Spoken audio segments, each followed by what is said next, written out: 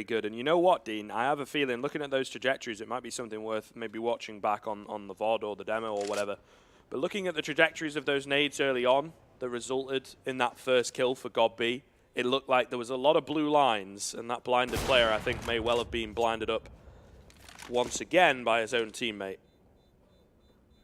Difficult to tell at this point in time, but I think there is some, you know, maybe there is an argument to be made for, rather than players saying, I am flashing, players asking for flashes, and then too many people going it. Not, you know, there's not that one player that they have dedicated to that kind of thing that helps out, you know, with an aggressive push. So instead there's 2 or 3 players going, yeah, I'll flash, and then you end up having to turn away from like 2 flashes, and you're obviously not prepared for that, and you get blinded by one of them.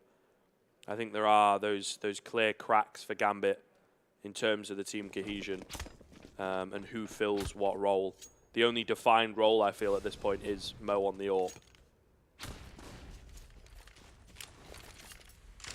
Yeah, and he's going to have to step it up massively in this round, of course, having the only weapon really for them to work with bar those 2 CZs. So it's not looking great for Gambit. Big should be able to find themselves a map point off of this round. As we said, of course, this being the map choice of Gambit coming into Overpass, they were really looking towards getting the victory here. Otherwise, it's going to be a very difficult series for them to try and pull their way back into. You know, on the op, maybe given some opportunities early on, does actually tag up Bondic. Not able to find the kill, but at least putting some damage in to make it a little bit easier later on for his teammates as well to try and clean things up with the rifles.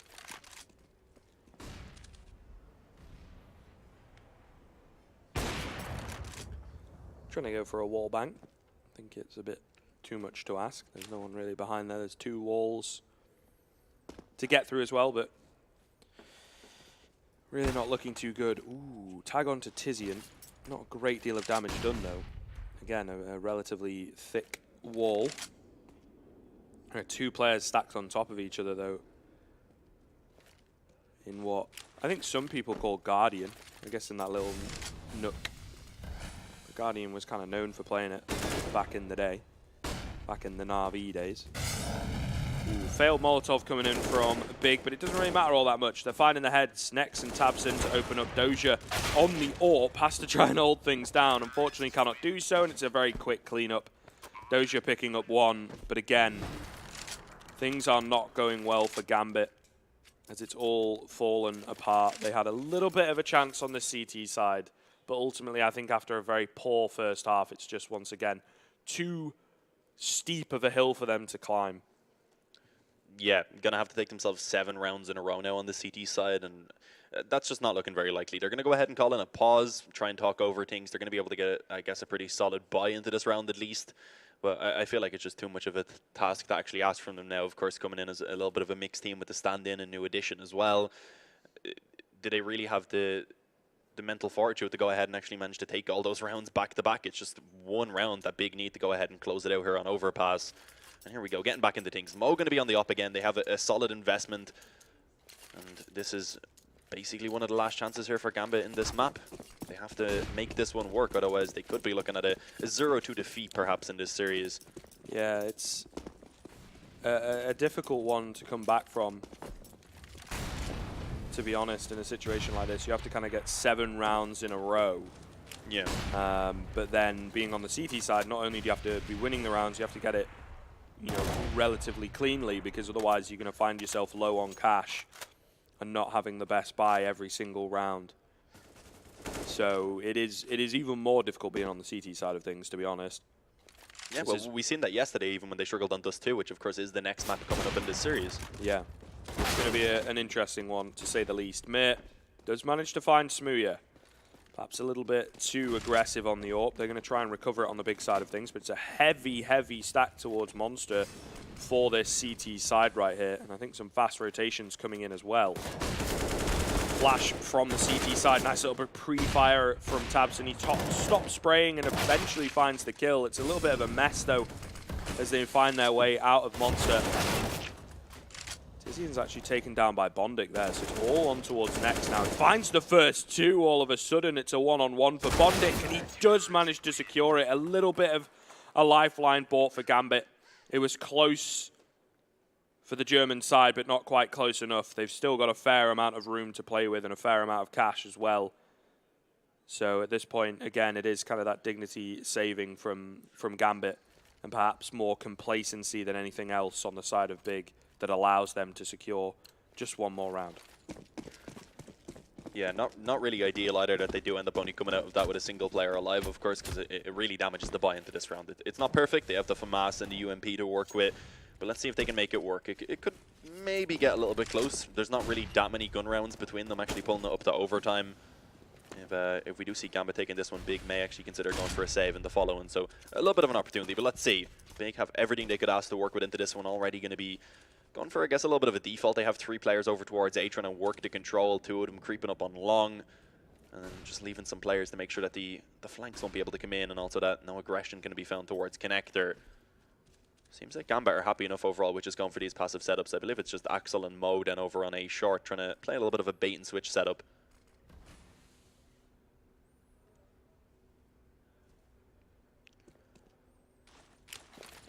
Flash over the top from God B. It's kind of slowed down a little bit, but slowly they've been making their way up long. It's a lot of noise being made on short. Excel is going to be aware of this. Oh, creeping in. Going to catch God B, but not completely. Spots him out, but I think he's a little bit screwed here. Yeah, Tizian will take him down as he tries to get the smoke in. Mo as well going to fall to Smooya's AWP. It's into a 5-on-3. Come back for Gambit within the context of this round and the game, of course. Doja falls also. Mir and Bondik now the only 2 remaining. They are locked out of this site. It's really not looking good. Hardly any damage. I think a couple points. They do finally manage to get a kill, to be fair, on the lurk. But what is that worth? They have no information to work with where these players are on the site. Smooya holding aggressively. God B going to push up. It's all onto Mir. Finds 2 very quickly. Nex is in here as well, and he takes him down into a 1 versus 1. Mir has made it doable. He's on low HP. Doesn't really know where this player is playing from. I'm going to go for the solid hold and try and bait it out, but Tizian finds him. He is not taking the bait, and it will be 16-9 on the first map in favor of Big. Yeah, nice try from Mir there in the end. Almost able to pull off the ace clutch, but sadly wasn't able to get it done. Being finished off by Tizian on low health. Wasn't really a lot that he could do. And Gambit falling here on their own map choice now, heading into Dust 2 after what I would say was a pretty poor showing yesterday up against Hellraisers on it. I am a little bit worried for them because Big definitely are a team that are confident on Dust 2. Yeah, it does seem to be ultimately from Gambit a mistake on the part of the veto. I don't think they have enough tactical depth as yet with this new lineup. It's a very difficult kind of feeling for them coming into this as, you know, maybe Mirage is a map that they're comfortable on. It's not going to get through the veto at all, that kind of thing. It's hard. What map do they go to, I think, is what they are currently asking at the moment. Big has a very similar map pool and are much more confident, much more prepared on those particular maps for their own game, let alone how you play against Gambit, which at the moment, they don't even know where they're going with it most of the time. Yeah, Big being just a lot more well-versed in general, but that is it for us now, guys. We are going to go ahead and send you back over to the panel before we go ahead and go back into map number 2. Thank you very much, guys. An interesting state of affairs. Gambit, they tried to fight their way back into it, but it just wasn't enough. As Maniac and Mitch are back with me on the couch, and it was kind of as expected, right? Like, Gambit, they know how to play the game, they know what should be being done, but there was no crazy kind of like wild performances that we're ever going to see them try and win that, because Big had control of the game. Listen, this is troublesome if you're a Gambit fan right now. First of all, this was Gambit's pick. Okay, Yeah. they just lost it. Second of all, the scoreline I think is deceptively close. You might look at it, consider 69. It's not so bad. It's not a blowout. They fought for it. Actually, 6 rounds came from pistol and conversions. Gambit won both pistols. Yeah. They converted both second round, had the eco behind it. That is 3 rounds that they won overall. You know, beside the pistol, only 3 rounds. The rest was all Big. Big never had any doubt. They were always in control. So yeah, the casters mentioned it, and we also questioned it. Are you sure you wanted to pick overpass going up against Big? Yeah. Obviously, you're always clever after the fact, right? But still, that overpass pick really came in and bit Gambit in the butt. I think one of the things as well, you know, Big were really performing there. You saw the likes of Tabson having a really strong performance. But it was Nex, I think, that stood out the most for me, which is surprising considering Tabson. You look at his performance, a very formidable player to play against. I Am Chicago, for example, he was, I think, the strongest player on Big across the board. That was the time when they knocked out Navi. And you might think I'm meandering a little bit. Well, what's the point here? Well, look, they knocked them out. They knocked Navi out 2-0 of I Am Chicago. And the point is, one of the maps they played them on was Dust 2. It was a strong performance, and in that series, it was only 2 maps. Tabson dropped 60 kills. Oh, yeah. I feel like this is going to be a very, very difficult task moving on to Dust 2 for Gambit, considering what we just saw from them there. Sure, maybe a little bit less tactical depth needed, but we saw their CT side already there. Yeah, I mean, I have to be honest, that's the only bright side, the only silver lining I can find going on to Dust 2 is thinking, yeah, maybe they're not going to need such deep tactics and like routines and the procedures that you need. Maybe they can just let go a little bit and play off of the skill and the mechanical abilities of the players. Yeah. But really, that's about it. Tongue thing back trying to make a point. Dozier is like doing his Dozier move. No, but yeah, it's looking grim for Gambit. And I wish I could stand here and say, no, guys, we never know. Yeah. The second map's going to be crazy. Yeah. But the fact of the matter is, Big are in a commanding position. And, you know, to me, they have everything they need to win 2-0. Yeah, and that's where you just have to be honest, right? This is a position now where Gambit, we've got to be honest. We have to be realistic with them. It was never the ideal situation. Getting a few rounds here and there isn't too bad. But I think we really have to look at, you were mentioning it, Mitch, about Nex. Yeah. This is a guy that we spoke about yesterday, is when he has good games, he's that like second or third star in the team, and he's such an emotional player that sometimes we just see him drop off and he doesn't play so well. But this was a solid game from him again. I just want to see this more against teams where he doesn't have the confidence against, right? I want to see him go against the bigger hitters like an NRG or like a Liquid or something like that and deliver this kind of performance, because I know he can do it. He's done it in the past, but I just want to see that Nex back on fire and back in form. Well, that's it. I mean, that's what you want to see. Like I said, to see him outshining Tabson in this game was really nice. He was stepping it up. We saw multiple really heavy plays from him throughout, especially the last couple of rounds. And I feel like that did a good job of just beating Gambit back into their place. You got to think about the fact that you mentioned confidence there on Nex in particular as a player. You got to think about Gambit. You know, they're a mixed team. When you start to lose out your map pick, you're coming on Dust 2 where you had a terrible performance on your CT side versus Hellraisers yesterday. Now you're against Big, who are strong on D2 anyways. It's going to be a difficult position to, you got to question, what's the motivation going to be like there? How are these players feeling when they get back on that stage now and they look to find 2 maps in a row and 2 strong maps for Big? The Dust 2 guys, we've kind of alluded to it a little bit. We expect this again to be the big show. The only real benefit we have here for Gambit is that you can play a looser style, you can test things out a bit more, you can kind of frag away on it. But the difference here is just insane. A win rate for Gambit, 16.7%. The win rate for Big, 61.5%. And just the caliber of teams you're playing against here. So, okay, Gambit beat Complexity. I guess that was back at the Major, maybe? I don't know. I'm just wondering if you know who Land Dodgers are. I'm very interested in that team. I don't know who that is. That is an interesting, you know. You lost the Land Dodgers. Questionable name, questionable scoreline. I've been also losing to the Miga, all due respect. That's not something that's supposed to happen, right? So clearly the numbers are not looking bright for Gambit. And you can only take so much from it, given that this is not even close to this Gambit lineup. But even then, right, Big, they will confidently pick into Dust 2. We saw it played them quite a lot throughout the Pro League season. A win against G2, well, that G2 is not the same G2 of now, so that kind of makes sense. The Optic games were close. They took down Navi on it, like you were saying earlier, Mitch. And then they got a reasonable scoreline against Mousesports, who are quite a capable Dust 2 team. So again, this is obviously one that they are prepared for regardless. Yeah, absolutely. We mentioned in the pre-segment that Dust 2 is a map that Big decided and wanted to make a statement that we are willing to play this map. If you leave it open in the pool, we're probably going to pick it. At least we're never going to veto it. We're going to play it. Yeah. So it's a risk, but I can also see the benefit of it. You come to that kind of event here, and you have Dust 2 in your cards, and people only have 1 veto in the best of 3 at the beginning, you know, so they have to make a choice. Either they go for their perma veto, or they remove Dust 2 if they are not feeling so comfortable on it, and here Big, they can punish that. They can go for the Dust 2 pick. Here, in any case, that could be any map. I would say Big are poised to have the 2-0 once they've beaten Gambit so decisively on their map. But yeah, Dust 2 should be the big story, honestly. Big story, exactly, and I would completely agree with that. For reference, Land Dodgers is like it's a very new mix. It's Space. Oh, you know them. I mentioned them actually yesterday. That was who I was referring to as Jumka's mix. So that's one of the only a different name now. Yeah, so that was in the minor quals. They lost to them and the Miga. Now That is Jimka. Jimka, yeah. That was the only map they did. I think they beat them 2-1. They only dropped a map to them. But in Omega, they lost 2-0 to, which was dropped them down. So, you know, it is a worrying situation for them. Because it was a story we mentioned when we started talking about Gambit, that they're really struggling in the minor quals up against teams that not really heard of, you know. And well, that's a great example. You've not heard of them, you know. Yeah. So it's worrying for them, and having that shaky first map performance, it doesn't fill us with a whole lot of confidence. Are we short on time? I have a story about Jimka. Are we short on time? You are the master. We can go for this story. We have a little bit. Okay, so last ESWC I played with LDLC, right? Yeah. I met Jimka, I think it was in Amsterdam airport. We were both flying to Paris, you know. And we get to Paris, and we take the same taxi, and he's looking at me, and he's like, my phone is not working. I can't reach my teammates. I don't know where we're going to sleep. I don't know where to go. So I basically took him by the hand, and we went together in Paris until we found his hotel. I brought him to his team. I made the phone calls and everything. He was so cute. I mean, yeah, that was a fun time to catch up on.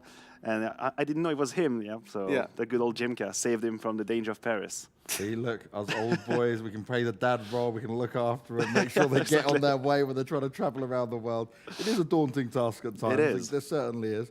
Thank you for sharing that story. I think Maniac. also that's Spaze is on there, right? I'm reaching into the depths of my knowledge here. I think he played for Gambit like a year, maybe more ago. Was it like an ESL Cologne event? And then he dropped down to a stand-in type of thing. I think he was on like their bench for a while. But I remember his nickname. I think you're right. You're onto something. He probably played in some. Either he subbed in for someone or he played for a little bit of time. I couldn't say for sure that he was part of the lineup. But yeah, I've seen his nickname. I swear he played for Gambit at an ESL Cologne event. If you know in the chat, let us know. They probably won't, though. In case you do, do it. If anyone does, crack on with it. We're going to go to a break before Mitch sends us further down this spiral. It is going to be map 2 coming up next, and it could be all over for Gambit. It's up to the big boys to make it work, and it shouldn't be too hard for them, but we'll be finding out very soon. Enjoy the break, and when we come back, it's going to be back with Dean and Scrim.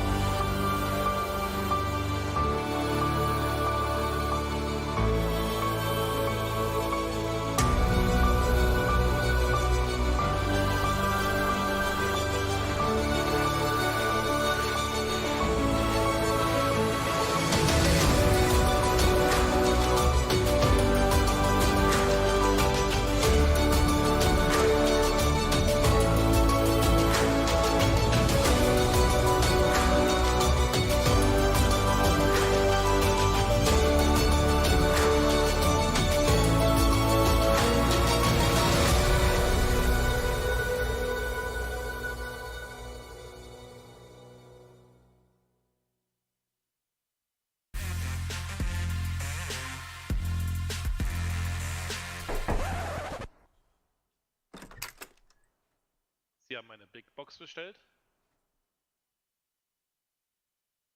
Warte, wer war das? Das war irgend so ein hässlicher Typ, Mann. Riesengroß war der auch. Hässlicher Typ? Ich mag keine hässlichen Typen. Ich auch nicht, ey. Was ist denn das? Ich glaube, das ist so eine Big Box bei runtime.gg. Vielleicht sollten wir das Unboxing-Video machen.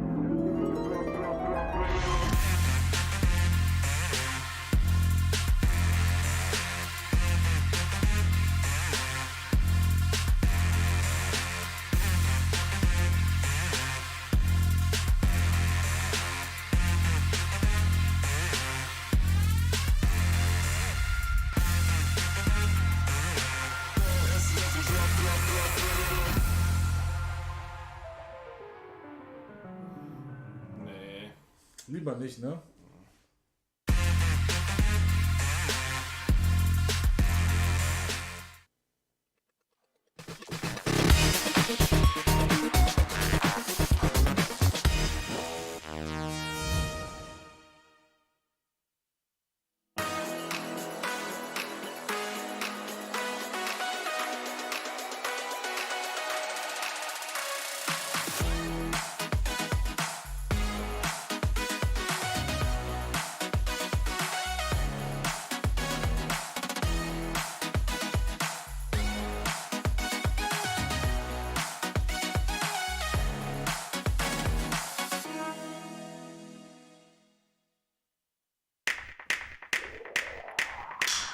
Banks have failed to move with the times, but we don't need them. Back in 11th century Italy, merchants from all over would exchange their different currencies for trade outdoors on benches, which is where we get the word bank from, banca. They started as a way of making our lives easier. Unfortunately, this all changed. As the bank profits grew bigger, customer experience was lost in a maze of paperwork and bureaucracy. They invented new and complicated ways of growing their margins, built on hidden fees and taking liberties with their customers' money. But there's a solution. Revolut Metal, a stainless steel card that does more than just look good. An authority to tear down borders, make our finances as mobile as we are. Free to spend in 130 currencies worldwide at the real interbank exchange rate. Think sending unlimited amounts of money abroad with no fees. With free worldwide travel insurance. Think seamlessly buying and selling cryptocurrency in seconds and earning cash back instantly in the fiat or cryptocurrency of your choice. Access to 24/7 concierge from your phone to book what you want when you need it. For a truly borderless lifestyle. And all this in your pocket. Demand more from your bank. Revolut Metal. Radically better. Place your bets at gg.bet. Most popular esports titles. Deposit with convenient payment options. Cool mini games. And 24/7 support for players. Sign up now for the best esports bets at gg.bet.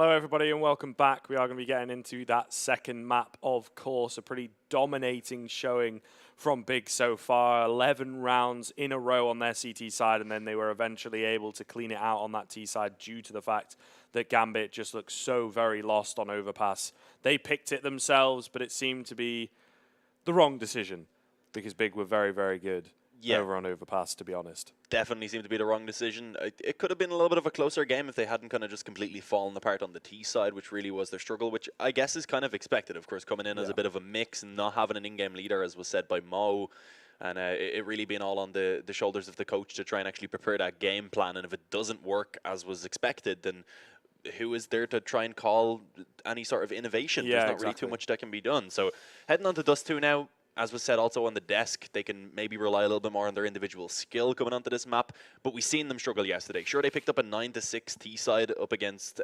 Hellraisers, but once they swapped to the CT, they weren't able to pick up a single round. They got completely rolled over. And I think going up against Big as well, they could still struggle here on Dust 2. I think we are maybe looking at that quick 2-0. Yeah, I think so. And some of the rounds that they managed to pick up over on Overpass were down to the individuals, though. It's a little bit difficult. I think the individuals could, like you say, have a great impact here, but again, that is something that's certainly easier said than done. Big is so very ready, and Dust 2 is actually a map in recent history that they've been really, really good at. So I think it's very dangerous for Gambit coming into this, already being a map down, not really making it all that competitive.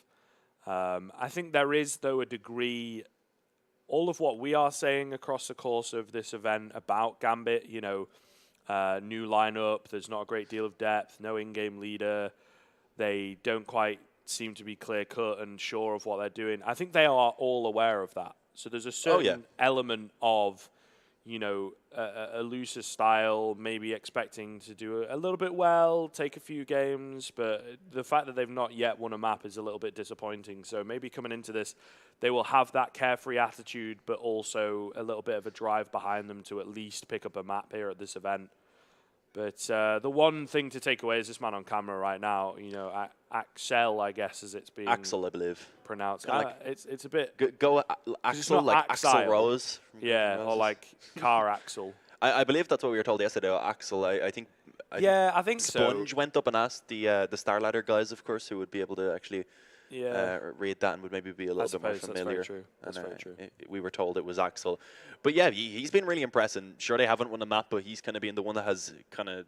He's led the way for them. He's allowed for them to pick up some rounds. We've seen him, especially with those pistols. He's been very, very, very, very solid, picking up lots of headshots very quickly as well. But I would say Mo as well. He and Mo have been fairly consistent for the team. It's just kind of, as a unit, there's not really been enough there for them to take maps or even very many rounds. I'm looking forward to seeing what they can do once they do kind of have a set leader, because I feel like Mir is a player right now who's massively underperforming in terms of what he's actually capable of. He just doesn't know where he's going and what to do. And if they can get him to the level that we know that he is actually capable of pulling off, then it could be a much stronger team. But here we go, getting into the action. I believe this is actually just the knife round, so this will be deciding who's going to be getting themselves the choice of which side they want to begin on. Not the biggest of deals here on Dust 2, of course. It is overall a pretty even map. A little bit of an issue again, I suppose. It seems to be something at the start of every single map. It's strange. I think this is sort of a little bit maybe what happened on Overpass as well. Is there like, are we knifing? I think that's what happened on Overpass. They were like, is this live or is this the knife? Could have been. And I think it's a similar situation here that Gambit aren't too sure about what is actually going down.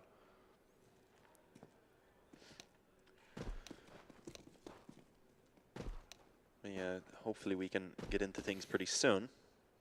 I'm hoping it's not a technical issue that's going to take a while to be resolved. Hopefully you're correct with the fact that Gambit just weren't sure about exactly what's going on, but they should really be aware that it is knife rounds. I don't even think they're pausing. I think they're just going in for the knife round now, are they? I'd imagine not, though, because Bondic is all the way on the other side of the map. There's like an hour on the clock as well. Yeah, I think that's normal for the knife rounds, though. Yeah. It's just default time, isn't it? Or whatever, I don't know. Like acting like the warm-up.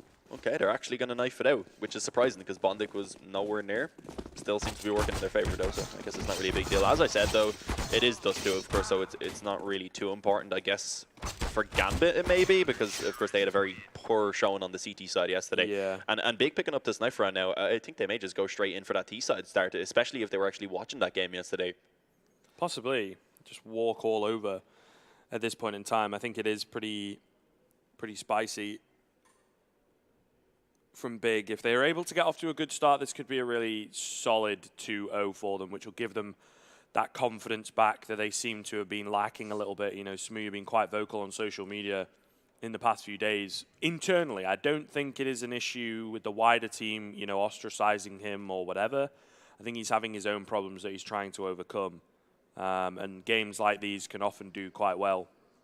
You know, we talk about things during games where it's like if you can get a 3K or a 4K in an eco round or, you know, whatever, it makes you feel really good about yourself. In the overall picture, I think cleanly taking this as a team and performing well. He did perform well on Overpass. Everybody did, in fairness, but he was kind of up there. If he can do the same here on Dust 2, then it'll certainly pay dividends going into the quarterfinal, I suppose, the decider match later on today. I'm also very much looking forward to seeing that double up setup that, of course, they were rocking back on Overpass between Smooya and Tabson, but as we can see, we have gone ahead and actually commenced the action. The pistol round going live. Over on the big side, it's Tizzy and the sacrifice down to get the fuse, getting a couple of flashes. Gobby going to pick up utility as well. And on the other hand, it's Doji who goes ahead and picks up a smoke and a couple of flashes for himself. So coming into this one, Gambit, it seems like they definitely do have a plan, taking their time, it seems. Oh, and this is an interesting boost that could maybe pay off. Bondic sadly not been able to find the vision as he jumps up, he is spotted out. But at least been able to find some info. They know that there's a couple of players aggressive on short, or at least one. They've now also spotted out Tabson. And Big, I was going to say, probably will look to just try and fall back off a little bit, but it doesn't seem to be the case. They want to go forward with this. The smoke being put down to block off the vision from top mid. They're trying to see if they could force the issue towards lower tunnels. Weren't really successful as of yet, so eventually we do actually see Gobby falling back, just leaving Tabson to keep some presence in this position. Flashing towards middle to clear off the angles. It's only really Tizzy to hold it down, especially with that cross smoke coming through. Immediately push straight in here off the back of some of those flashes. Tabson only able to get one, but it's a nice little distraction for Nex. He will drop the bomb and makes things awkward. They're focusing on it. Smooya is able to come in on the flank. Mir holding for him to come through the double doors, but it's not going to happen. Axel getting caught slightly. They are making so much noise. It's a little bit of a mess for Gambit. They have to retrieve this bomb, and it's just not going well. Mir, the only one remaining, does pick up two very quick frags. As again, they're caught off concentrating on Axel. It's all on to Smooya to find the head. He gets a little bit of a goose through the double stack, but Mir will find it. A 3K for him at the end of the round. Secures Gambit the pistol against all the odds. He snatches that one away in a 1 versus 3. That's not going to be feeling too good for Big, but again, it looked very shaky from Gambit. Having to rely on those individual plays can often be risky, but here on Dust 2, maybe not. Yeah, a crucial clutch from Mir, really, because as we said, Gambit yesterday, they were able to find 9 rounds on the T side up against Hellraisers, and that was all of the rounds that they found. So, again, they probably will be relying on putting up a pretty solid performance here on the offense. But this round should be pretty easy. They're up against the full eco. We've seen yesterday as well, Axel, he seemed to be the player who pretty much every time was just instantly charging out onto long when they wanted to get that control, playing off of the spawn. And he is able to just pretty much advance up long for free. The Mach 10 at long range could be a little bit risky, but up against the pistols shouldn't be too big of a deal as the smoke's put down to allow for them to go ahead and cross over. We should see at this point Gambit having a pretty easy time. There is still a chance, of course, for a few kills to be found for Big. If they can at least make it costly and drop a couple of these weapons, they would be happy with that. But for now, they are going to be locked off at this bomb site. Tabson just managed to find Mir. That's actually the first kill of the round. I think, though, the fact that the bomb had already gone down, it's pretty much impossible retake with only a couple of bought-up pistols and everybody else pretty much full ecoing. They're doing a fair amount of HP damage here as well, though. Bondic especially needs to be careful on that AK not to drop it. I think if they can keep them in the bomb site as well, you kind of have to consider there's a case to be made. Ooh, that's a bit too easy for Mao. Is that the 3 burst coming in? I think it is. This bomb is about to go off. They need to get out of there, these few players. Axel actually goes down with the bomb. Bondic and Mo were very close to doing so as well. So a couple players taken down. Again, that is that limbo kind of situation where both teams can be happy with the damage done and the money saved.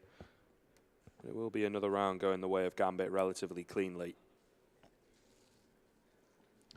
Yeah, but coming into the next one now, we will likely see a solid buy available over on the CT side, although Smooya not having too much money, I guess they decide to go for the eco so that they can try and get the ops out early on, spending a bit of the excess cash so that they can at least have some pistols to work with and see again if they can manage to pull off some damage to keep that economy modest over on the Gambit side. And Smooya spotting out one player, being able to creep up short, not able to do too much, sadly, we're only a P250, peeking at the mid there with a bit of a chance to try and get that kill. Won't be successful, sadly. For now, it's still the 5-on-5, but Gambit, they have themselves to control, a heavy advantage in terms of the weaponry. And you would expect them to be able to come out on top of this round, although it's getting a little bit iffy here. A lot of damage being connected onto Mo, especially who's dropped to 5 health. I do like this from Big though, playing it kind of safe, but also making sure they have a little bit bought up to do some damage here and there. Like you say, there is definitely a chance for it to be done, especially the Deagle of Tizian could do a fair amount of damage. tabseN finds Mert. You need to be really careful here. There's armor dotted about as well if they retrieve a weapon. Might not be the best situation for Gambit. godb tries to get aggressive through the smoke, is punished. tabseN holding on the edge of it, also taken down by Doja. All onto Tizian now over on this B site. Got Axel to deal with. Oh, it's a nice angle from him. He works for it, but he finds the kill. Axel just caught off guard looking the wrong way. So it's going to be a 1-on-3. I think he's just going to be saving as the bomb goes down. Too far away from the bomb site. Obviously not the same information available to him, so he is not all that fussed. He's just going to back off, take that one-tap potential into this next gun round. Yeah, he'll be happy with saving an AK, and again, being able to take down a couple of players is a pretty decent result for Big. They put a lot more investment, of course, into that round, but now, coming into the next one, we will see them with a very solid buy, I would imagine. Smooya going to be able to get the op if they want. tabseN having 4,000 can go ahead and pick up the secondary op, which I would presume is something that they actually are aiming to try and go for now. As I said, it was something that they were pulling out a lot on Overpass, and when you think of the double op setup going back, it is, of course, Dust 2. That was kind of the standard map that you'd pull that double op setup out on. And also thinking about German teams, thinking back to like the Motorsports days, etc., it was kind of their home ground, Dust 2. Yeah, for sure. Back in there, as they say. But, yeah, it's certainly a really good team with the double up setup, I have to say. Very different styles. And as we've, heard and seen and all that kind of stuff, kind of could be AWPers in their own right. Certainly Smooya, who sticks on it. tabseN, perfectly capable, as you can see. Manages to find the first. Nice little setup here at long. Doja going to eat most of that nade. Just tag him down fairly low. Molotov to go in to push him out of position as well. godb can't quite find it though, but tabseN will get the follow-up. A 2K from him. Nice openers coming in. Axel not going to be ready for Tizian in this corner. Surely no. Great little setup here across the bomb sites. They are slowly being dwindled down though. It's a 3 versus 2, but this B bomb site is so open right now. And it's so very difficult to retake. Bondic going to back away as he's happy that there's no one looking to get aggressive through the smoke. Bomb plant going to come in. Mo takes an aggressive position in the window. Smoke about to dissipate as well. Could work out for him. Spots the first. Takes down next. He does retrieve a tag for his trouble, however. tabseN and godb could make their way in, but there's no kits available for either of these players right here. Not sure if there's one drop nearby. But still, they've got to make their way in towards this site. Again, it's very difficult to retake. Mo going to drop godb. It's all onto tabseN. Awful close and personal. Gets bested by Bondic under window. And it will be Gambit securing their 4th round and the gun round and from a man disadvantage. So a very good round coming in from them to continue their winning streak. Yeah, retaking that B bomb site is just always so difficult, even when you're even in terms of the manpower. And as you can see, of course, Mo on that op is the one that really steps it up to go ahead and pull that round over in favor of Gambit. And good recovery, especially as he took down Tizian in towards the tunnels initially, which actually opened up that B-bomb site. So here we have a 4-0 for Gambit. So far looking very solid here on the T side of Dust 2. Again, forcing Big back down to a pretty weak buy overall. Smooya is actually able to pull out an op, surprisingly. So they will have something to work with. At least he has a bit of a chance here as he gets aggressive on short to maybe find something.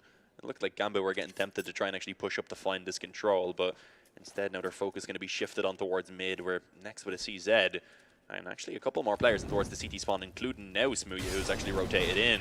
So this could definitely be dangerous if they try and push on this without a smoke in towards that position. Flash goes in, it's perfect as well, but Next completely whiffs the spray on the CZ. Going to try and go for a boost up of tabseN to spot them moving in. Bondic's left on 37 HP, but that should have been a kill. That's a bit shaky from Big, and that's not great early on to see. It's a great flashbang, what they are known for, that brilliant utility usage, but the execution not quite as clean as they would like. They have to back away and regather their bearings. A little bit of wall banging done by tabseN, but ultimately the HB advantage firmly in favor of Gambit, the weaponry advantage as well. Smooya yet to show himself on that AWP.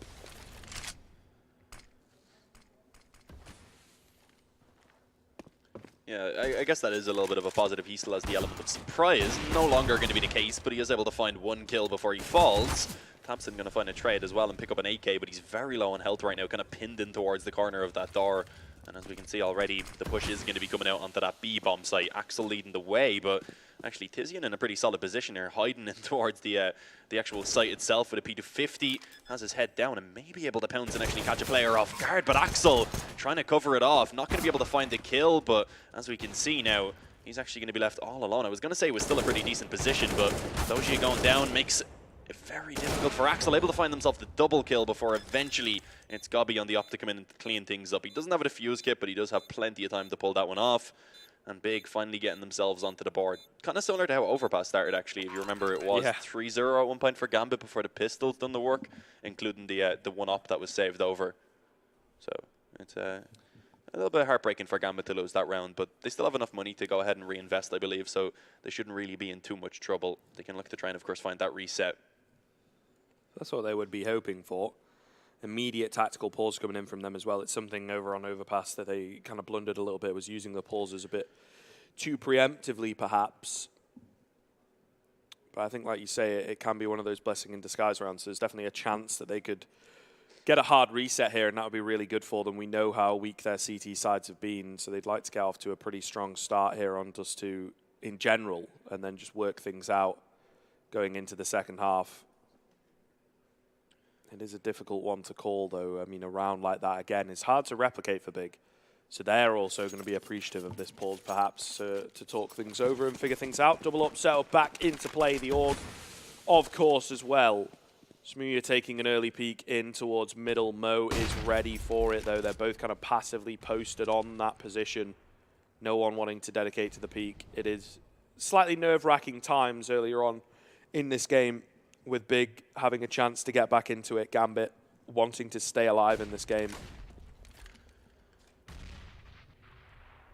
Yeah, the double up setup in play again as well for Big here. Smooya having a little bit of an opportunity as he does actually spot Mo crossing over to the tunnels, but realizes it's probably best for him not to continue taking that fight. And actually, we are going to see some damage being found. Gobby being tagged up quite heavily, but look at this position from tabseN. Bondik, he's testing his fate a little bit. If he pushes just a couple of inches forward, he would have been in the vision of the op right there. They're actually burning into the Molotov. That's going to give away his position, forces him to go for that drop into the CT spawn. He wanted to go for it anyway, but brought down low. It could be dangerous, but Tizian has no idea that has actually happened.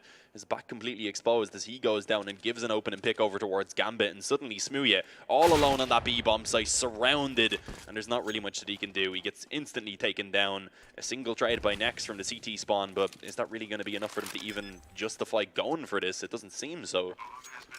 Yeah, Gambit will get their wish and their reset. The tactical pause works out. It was a simple CT drop, but because of, I guess, so much noise being made, it doesn't make much sense generally. You know, Mir steps in fire, he walks away from it, but he stays in, he relies on his teammates to drop the smokes in towards CT, and he too follows, finds Tizian, collapses into that B site. And that's all it takes. Big just going to go for the save. I think they will be able to get away with this by the looks of things. There's not going to be a great deal of hunting from Gambit. They want to save their money. As you can see, they also don't have a great deal. So still not out of the woods yet. tabseN got enough to drop across. I suppose maybe something from God B as well. Didn't expend a great deal of utility there. So they will be able to get a buyout here. It just won't be the best of buys. Actually, the AWP straight up from tabseN, so that's fair for Smooya. Maybe a FAMAS or something. Yeah, okay. So they're able to string one together. It's not ideal, but it's workable. However, this is good for Gambit to continue to extend their lead and feel kind of confident about themselves. They have bounced back relatively well, as opposed to Kingwin earlier. They seem to have set themselves up in an okay situation so far. I don't want to call anything yet The CT side was very weak yesterday. Big have got some effective T sides here on Dust 2. But it's not as bad as it could be. Just in general, they tend to have effective T sides. I'm not even sure if Smooya spotted out Axel right there. Ended up actually taking him down through the corner of the wall. Must have spotted at least a shoulder or so. A quick man advantage to be found this time for Big. Gobby up close on long is making a lot of noise. That's dangerous. He definitely needs to be careful. You can see Doji being a little bit cautious in case maybe there was a boost actually coming in towards that position. Not something you see very often, but at least he's been aware just in case that was the case. But for now, Big, they do have themselves a man advantage. They've gone ahead and kind of fallen off into a little bit more of a standard setup here. They've gone ahead and left one player in the pit. They're trying to hold that short control as well. And then 2 players on that B side of the map, meaning, of course, currently no one in towards mid. It's a position that definitely could be exploited by Gambit. And I guess so far throughout this game, kind of has been.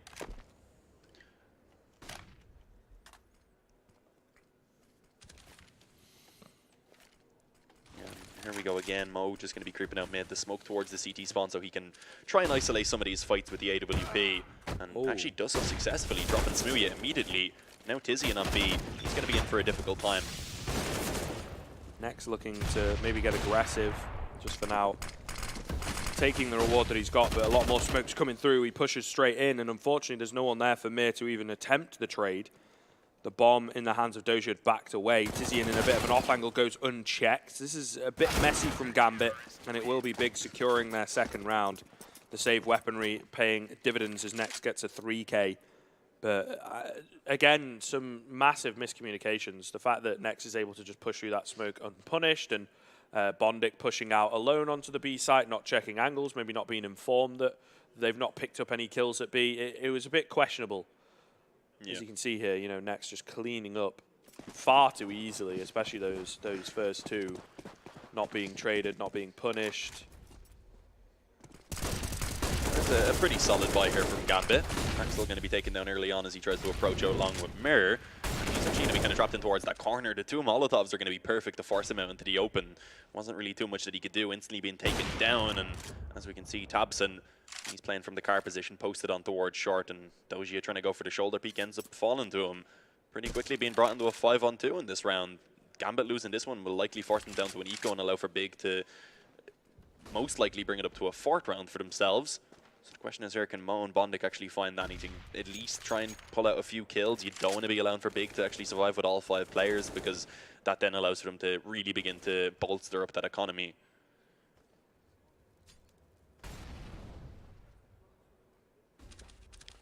You know, one thing I've noticed watching this series, Tabson actually has really, really good trigger discipline on that AWP. Yeah. The amount of times that players have like tried to shoulder peek into him and he's actually just taken them down because they don't think there's anyone there. It's really well done from him. A lot of players at the higher levels even struggle with that. Ooh. Mo trying to play around the smoke. Some of the op actually still able to find 1 kill there.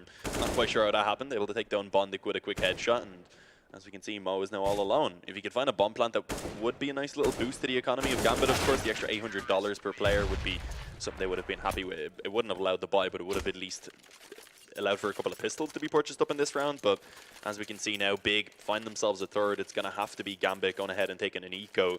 And that is going to allow for Big to really begin to close this gap now that Gambit were able to find early on. And as we said, of course, it's the T side where we're really seeing them have some success yesterday against Hellraisers.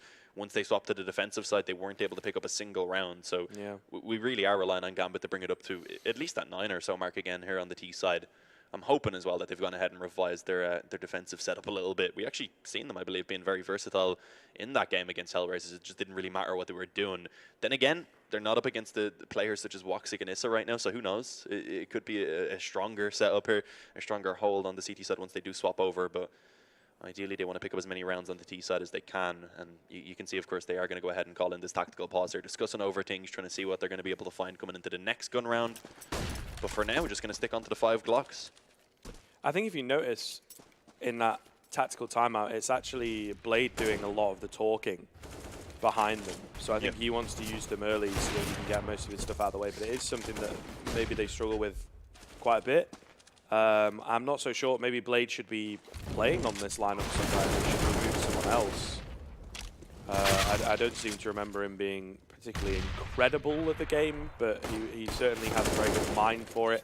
and I know has that peculiar style of in-game leading where, you know, famously Hiko, his little stint over on flip side, they kind of don't call out areas, they call out quadrants, you know, and things like that. It's a very different tactical mind that Blade has for the game that he's developed over the years. And it's always something that's quite interesting to see. And you know, flip side for a long time were a very consistent tier 2 team, would make the major time and time again, would be battling for a challenger spot or get it, maybe even a legend spot as well.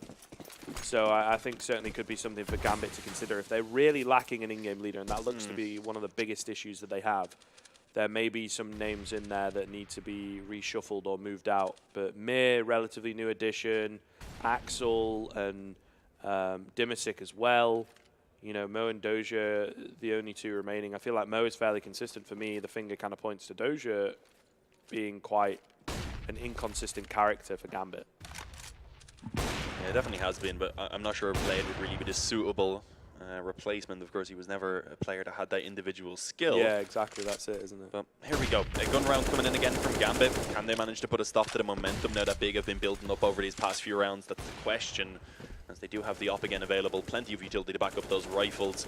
And early on, just kind of taking their time to try and find this control. Just do pretty standard play. Normally you'd see either they can maybe play off the spawn to get the long control, look to try and get short usually, and then after that kind of make the decision about where you want to try and take things, whether it be towards B or to commit to the A bomb site. And sadly, for the sake of Gambit already, tabseN is able to open things up. Good usage of that Molotov to ensure that the players are kind of separated. There was no one that could actually follow Mir up to try and even find the trade. Able to isolate it into the one-on-one. Nice little flashes coming in. They do manage to turn away, but I think Bondic might actually be blinded up. Mo gets taken down. tabseN here as well on that little bait set up on the corner. Still very difficult to deal with. It's generally an angle that the other AWPer has to try and, you know, best, or maybe they flash him off of it. Something along those lines. I'm not entirely sure on the new iteration of Dust 2. I know on the old Dust 2 you could kind of make it look like you jumped down, but I think it's not quite thick enough on this newer iteration, so you actually have to move off if you want to be safe. Axel has retrieved this AWP hit, trying to keep it into the next round. He is being hunted down by Tizian, who's not quite sold on the fact that he wants to go for it, to be fair. So they will save the AWP and the AK into the next round, but ultimately, again, it's weak economy for Gambit. Another round for Big. Things not looking too good.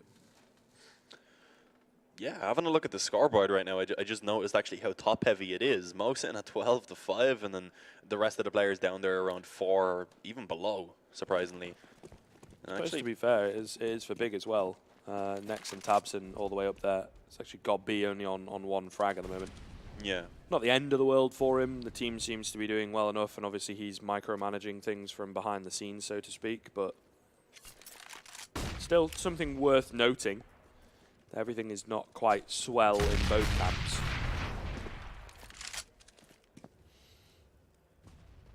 And coming into this one, they've at least been able to scrape out a buy, but this time they don't have all the weapons. They do at least have the op again. It is going to be glass cannon for Mo, a bit of a lack of utility, which I guess on Dust 2 isn't the biggest of deals, because as we said before, it is a map that's a little bit more based on that individual skill. But it's always nice to have, especially those flashes to allow you to begin to work your way in towards these bomb sites. But already with a short control going in favor of Gambit now. Going to make their way in towards long, being able to actually go for the two-pronged attack towards that A-bomb site can make things really difficult for the CTs to try and hold against. And you can see because of that, of course, that's why Gobby is trying to get up close. They need to ensure that they hold this long position. And it's actually elsewhere that Axel's going to be taken down, trying to go for a little bit of a lurk, dropped in towards tunnels. Again, that just kind of shows, you know, not entirely sure of what to do with this lineup. There's so many rounds where Axel has led the way as the entry, and this round he decides to just go for the lurk. tabseN going to find Doja. No real opportunity to trade Gobby up close and personal. Dodges away IRL. I don't know if anyone spotted that. Next, though, finds another onto Mir, and again, it's all fallen apart for Gambit. So it will be a 5-on-2 very quickly indeed. 15 seconds remaining. They're just too slow to act. This AWP in play once again. Mo might well look to die here, but unfortunately it looks like they're not going to go for that. A couple of kills are picked up by the Gambit side. Time about to run out. Mo needs to be very, very careful here. He's going to get taken down. I think that was just on the mark. I believe he does so, get yeah. the loss bonus. Probably for the best, to be honest, because I get saving the AWP, but again, another glass cannon would have been difficult to work with. But Gambit, yeah, just stagnating. No real clue of what to do. They just sit in long house for like 30 seconds, 45 seconds, not really doing anything. Yeah, and then eventually just getting shut down when they did try to push out. Of course, Tabson been able to pick up the opening kill. Gobby up close then as well. They didn't even actually get to advance to his position, so he just waited a while, eventually found info that there was more players in that position as the time was already getting low. This time, though, they are going to go ahead and push forward off of the spawns. Again, it's Axel who's able to do so. Only has the CZ and Kevlar, so he's at least able to get the control. But for now, at least it is still that 5-on-5. And actually, the Glock in the hands of Mo is going to be the one that leads the way. A quick approach up through short with 4 players initially. Now only being 2 as Doja alongside Axel have been quickly dealt with. It's left all on the Bondic now. Has himself an AK. He's pretty much fully invested into this round. And he's going to be looking to try and pull off an ace clutch, which I don't really have too much faith in. Yeah, especially without the bomb, very little information, not full HP, no utility. Everything's stacked against. The only thing he has is the AK. It would have been funny if it just disappeared out of his hands there. It'd really sum up how the game has been going so far. Yeah, I know, right? But let's see. Can he at least find a few kills, make it a bit more costly? They have, of course, decent loss bonus coming into this next round. I can't actually quite remember what exactly they're on. I believe it's 4 rounds, if I remember correctly. But yeah, going to be looking to try and push forward, it seems. Anyway, the bomb, of course, being dropped. There's not really much you can do about actually retrieving that one at this point. And it looks like he's about to walk into the crosshair of Tabson, which is exactly what happens. Being finished off, Big able to go ahead and win out that round without a single casualty coming in, putting themselves in a solid position as they do begin to build up the economy, and it seems like a pause has been called. I would presume that this is a tactical one for Gambit, as they are going to get the buyout again, but... Yeah, I was going to say this will be their final one as well, I think. Already? Yeah, I'm pretty sure. At this point, it's a little bit, you know, difficult. Again, it is just Blade sat behind them being like, right, okay, trying to help you out, trying to give you the way in to get at least 1 round, but from then on it is down to you. And, you know, he's watching from behind. Maybe is giving some very quick micromanaging pointers and things like that that are just consistent issues for Gambit. Got the beautiful stash man, I suppose we'll go with. This is vintage Nex. Nex in Dust 2, he's currently 70 into 4, and it's online. Yeah, man. True that. Certainly was one of the bigger names in the German scene for quite a while. This up-and-comer for, it must have been like 3 or 4 years. And just kind of fell off that original Mouse Sports lineup. But Gobby seems to have a bit of a favouring for him, trusts in him. And every now and then he does really perform. Been doing well for Big in general, but a very good game from him so far here on Dust. See how things are going to go for Gambit early on. Axel actually able to catch that aggression. It's Smooth going to push into the tunnels. A little bit of an interesting choice because, as we've seen so far, Gambit have been kind of just sticking mostly to these defaults, which means they are usually set up to try and actually hold off against that aggression. Quickly a man advantage being put over towards Gambit now, and they already have the long control as well. The timing not being great for Gobby, being caught off guard. Tabson on the op going to have too many angles to deal with, but he actually manages to connect the first shot. Also legs up Mo down to 17, but a 2-on-4 now. Nex is just looking to try and come in. He lines them up. It's almost perfect. Bondic is also low health, being taken down to 10. And suddenly it's a 2-on-2 that actually looks slightly favorable for Big. That is a perfect flashbang. An absolute classic as well. The fact that no one is playing anti-flash or prepared for that as soon as the smoke goes down. It's so very common. Tizzy and the timing going to be everything. He hears the steps, takes down Bondic, drops the bomb. Axel, the only one remaining, makes a lot of noise, and unfortunately landing his aim is just not quite on point. A 4 versus 2 that Big managed to recover, and that might just spell the end, at least in this half, for Gambit. That is really, really, you know, difficult to stomach. Again, it is still very top-heavy. Mo all the way up there. Certainly is for Big, but a lot more so. You know, they've got 2 players carrying all the weight. That is just so very perfect. Almost a third. He does eventually get it. But yeah, that flash is very difficult to play against. Triple up setup coming in. Big, slightly disrespecting Tizzy, and on the Org was pretty good on it over on Overpass. A little bit quieter here on Dust 2, in all honesty. It's interesting that they've gone for this triple op setup. I guess there's not many rounds left on the half, so they probably won't struggle for economy anytime soon, or at least for the remainder of this half. Of course, they won't win only 2 rounds, so they'll be fine, but it's just a setup that doesn't always work out, but so far it seems to be going pretty well. Thompson able to find that kill over towards short. Tizian, of course, was the one who opened things up at the AUG, as you mentioned. And already it is only 3 players that are going to be left for Gambit to try and save the day. Looking like it should be big finding the 9th round, and potentially off the back of that a 10th, as of course Gambit, if they don't manage to get this one in their favor, they will be working with a very weak buy in the following. But a bit of a wild spam there from Nex. Leaves them a bit open there. It allows for Bondic to actually push out off the back of it and find a bit of an opening now for them to work with. Problem is, it's still now going to be that 2-on-4 as Tabson actually gets, I guess, a little bit of a lucky shot through the smoke. Axel does manage to drop one here. Smooth as well with that AWP. Not going to care about the low HP, although he is found. It is now a 2 versus 2 for 2 AWPs on what looks to be a retake. But on A, Bondic crept up short, finds Tabson all on his lonesome.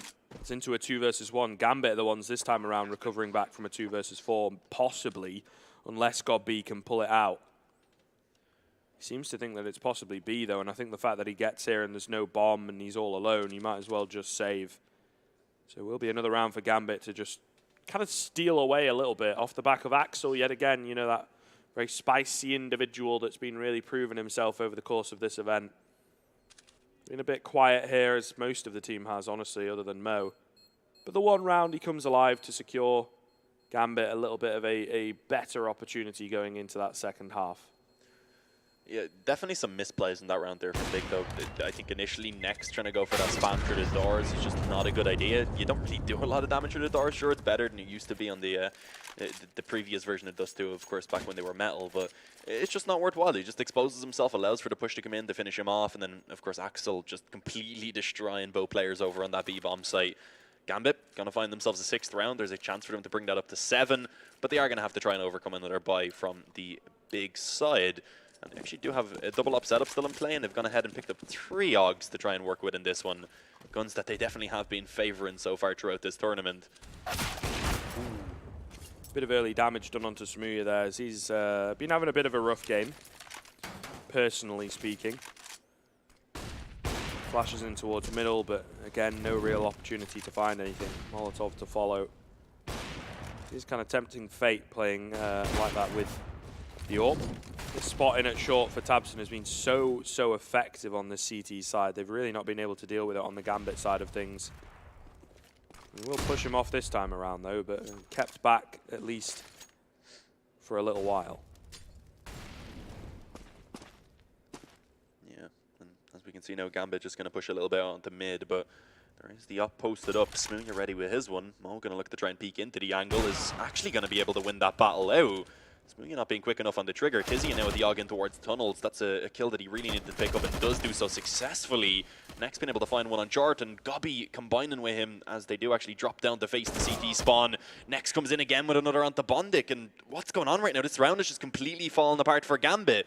It's gone from the 5-on-3 into a 3-on-1 within what seems like just a couple of seconds. And Nex again comes in. He's just absolutely lighting up this game so far. 23-5 as we head into the second half. And a reminder, of course, that Gambit did get themselves off to a solid start with the 4-0 going in their lead. Yeah. And then with the reset as well, taking it to 5-1. Somehow, it ends up with Big having themselves a 9-6 lead at half-time. I really don't know, mate. It does seem there are massive issues over on Gambit that they need to kind of iron out. Again, it is a case of, you know, they are a very, very new sort of roster. And when things seem to be a little bit stable on the slightly older roster, they did manage to steal some maps away, you know, at New York, as Banks was saying, from Na'Vi and things like that, and FaZe, I think, at one point. But at the moment, in this tournament, they are a mess, to be frank. But Axel, let's see what he can give us, being a bit of a strong pistol player. Nice flashes coming in as he peeks out from the double stack. It's Mir, though, working for himself. Gets smoked out, however, can't really find anything. Trying to just spam on through. Axel, he finds the first, gets himself the second to drop the bomb as well. He will eventually get traded. Tabson and God B putting in work into a 3 versus 3 now. Doja, did he not spot the head above him? I feel like God B is called for this to be watched, surely. As Doja very apprehensive to move in. He is eventually going to go. The spam free fire comes through as Mo is behind him. Mir in on the flank, able to find another. It's all down to Nex. It is planted for him. The diffuser's coming in at the moment. 10-second hold. They are not able to find each other at all. And the kit actually retrieved by Doja. I do apologize. He gets himself a pretty quick defuse. But they kill off Nex nonetheless. So it will, of course, be the round going the way of Gambit. That's one thing to take away. Their pistols seem to be solid. Although I have to say, after yesterday as well, they lost both pistols to Tyloo did Big. So I think it's more Big need to work on their pistols a little bit. Axel, they're just staying alive on that bomb site was absolutely massive. It seemed like Big were a little bit afraid. It took them so long to actually try and push forward. They kind of halted and stalled just as they got out of the tunnels. And of course, that ended up costing them. Axel was able to get those 2 kills eventually, allowed for the rotations to come in. And now in this round, it is going to be mostly just an eco. Some upgraded pistols, at least in place. Already 1 kill being found and a bit of damage on the Bondic. But Big themselves aren't looking too healthy. I'd imagine that it should be a pretty easy cleanup from this point forward. And it's Mir to get all 3 kills. Not too massive considering they didn't have any Kevlar, but a nice display of mechanical skill there in terms of the aim anyway. Yeah, for sure. I mean, that third player could quite easily have taken him down. It's just a nice little reaction. Quick 1, 2, 3 always looks nice, but obviously, like you say, it's only 3 bullets required. It's not quite as difficult against the pistols. Put some AKs and armor in their hands. Now we're talking. Cooking with gas. But still, it looks nice. It looks nice. And it kind of does show the potential that is there for Mir to perform. Gives him a bit of confidence as well. Yeah, very true. Has been off to a bit of a slow start and overall hasn't really showed too much in this tournament to us. It's been more Axel and, of course, now Mo in this match that has been shining through as a little bit of hope for Gambit. But let's see, Smooya, he's on the up again. Spots out the shoulder of Mo on mid. He does actually end up winning out that battle, although being tagged up in the process down to 31. Meaning he's going to be a little bit more, going to have to be a little bit more cautious, rather won't be able to make those plays quite as convincingly. And actually, as Gobby was creeping up long, he got spotted out and naded down quite low. He needs to be cautious. Thompson trying to push in on mid, does a lot of damage onto Mir to bring him to 25. Still kind of under contention here. There's a lot of low HPs across the board. Axel pushed into upper dark just to get a little bit of information, but opts to move back towards B. They're obviously still on the back foot, trying to find some kind of an opening from Big. I don't really think it's going to be coming anytime soon. Molotov up high, try and push Doja out of position. Oh, and the spray on through from Tabson is a good read as well. There's Bondic up close, so he needs to be careful on the edge of the smoke, gets taken down into a 4 versus 3 still though, and Bondic a bit greedy for the weapon. Next we'll find him, and that's A control going the way of Big. Yeah, bomb going to be planted, and now in the 4-on-2, Mir and Axel have already gone ahead and decided that they just have to save this one pretty much. They haven't even bothered to rotate off of that B-bomb site. Saving over a couple of rifles should allow for them to buy pretty easily into this next round. It's only actually Mo who's in a position where he couldn't purchase up for himself. Although Doja, of course, only getting 1,400 as well, I believe, wouldn't be in the greatest of positions. He'll be a little bit low, so it is ideal. He'll likely be dropped over a rifle as well. And it's going to be interesting to see what how they're gonna purchase up in this next round, because they could maybe even manage to pull out an up. The only problem is Bondic is the only one who could afford one, and I think if he was to go for that, he'd only get body armor with very little utility, if even any at all. Looking good for Big then, as they continue this momentum from the first game, from the first half. CT side of Gambit particularly weak on Dust 2. Overpass seemingly weak overall. Still time though, still not a great lead for Big. I think a few more 1 rounds and they'll start to solidify things, but it is still a long way off. Look at that buy from Gambit though. I mean, sure they have the rifles, but Bondic, Mo, hardly any utility to speak of. Smooya very aggressive indeed to find Mo. He has been besting him here on the T side of Dust 2 for the most part. It's certainly what Smooya likes, getting aggressive, getting in your face. The individual prowess comes through with that AWP, and an early advantage for Big. Mir really wants to peek middle, but he also really doesn't, as Tabson starts running up towards him. He does need to be careful. Oh, looks away at the wrong time. The timing not going to work out as Tabson takes down both Mir and Axel fall. Smooya Meanwhile, holding the smoke leaves it all onto Bondic, and another quick, effective round from Big, working off of that early pick. Yeah, only Bondic now, and he's going to try and save, but as we can see, he has already been hunted down big with it. A little bit of money can actually afford to go for it, specifically Tizian, and as you see, he is going to be able to quickly deal with that. All 5 players going to end up surviving for Big in the end. Gambit now going to be forced down to an eco.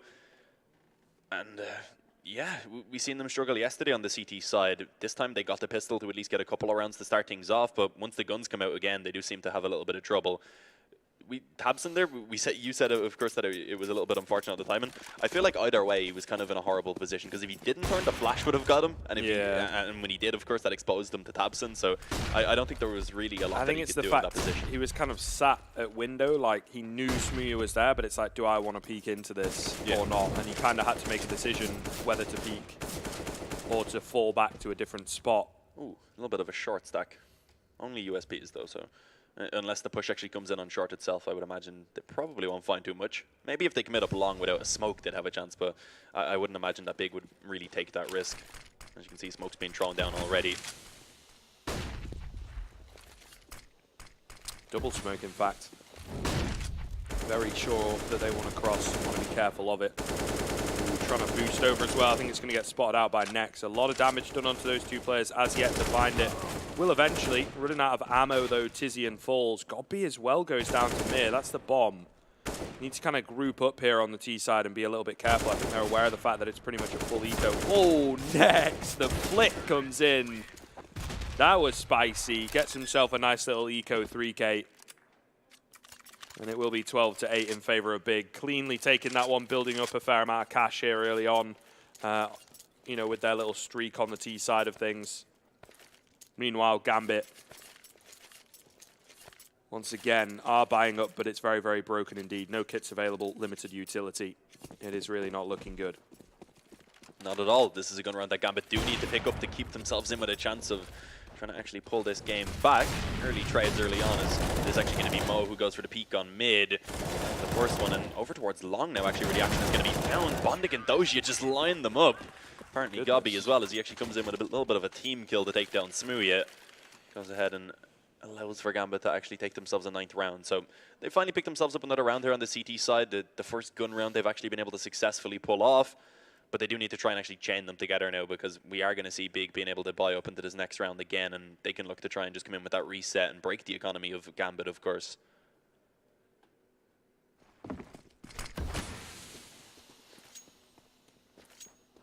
Double setup on the T side, not something you see very often, but I guess it must have been based on the spawns, because it was actually Gobby who went ahead and took that one. Traded it back to Tabson before deciding, never mind, I want it. You're not allowed to have it. Yeah, mistake. My bad. But it pays off. They've got that early advantage. It's something that Big works so well with. Smooya as well.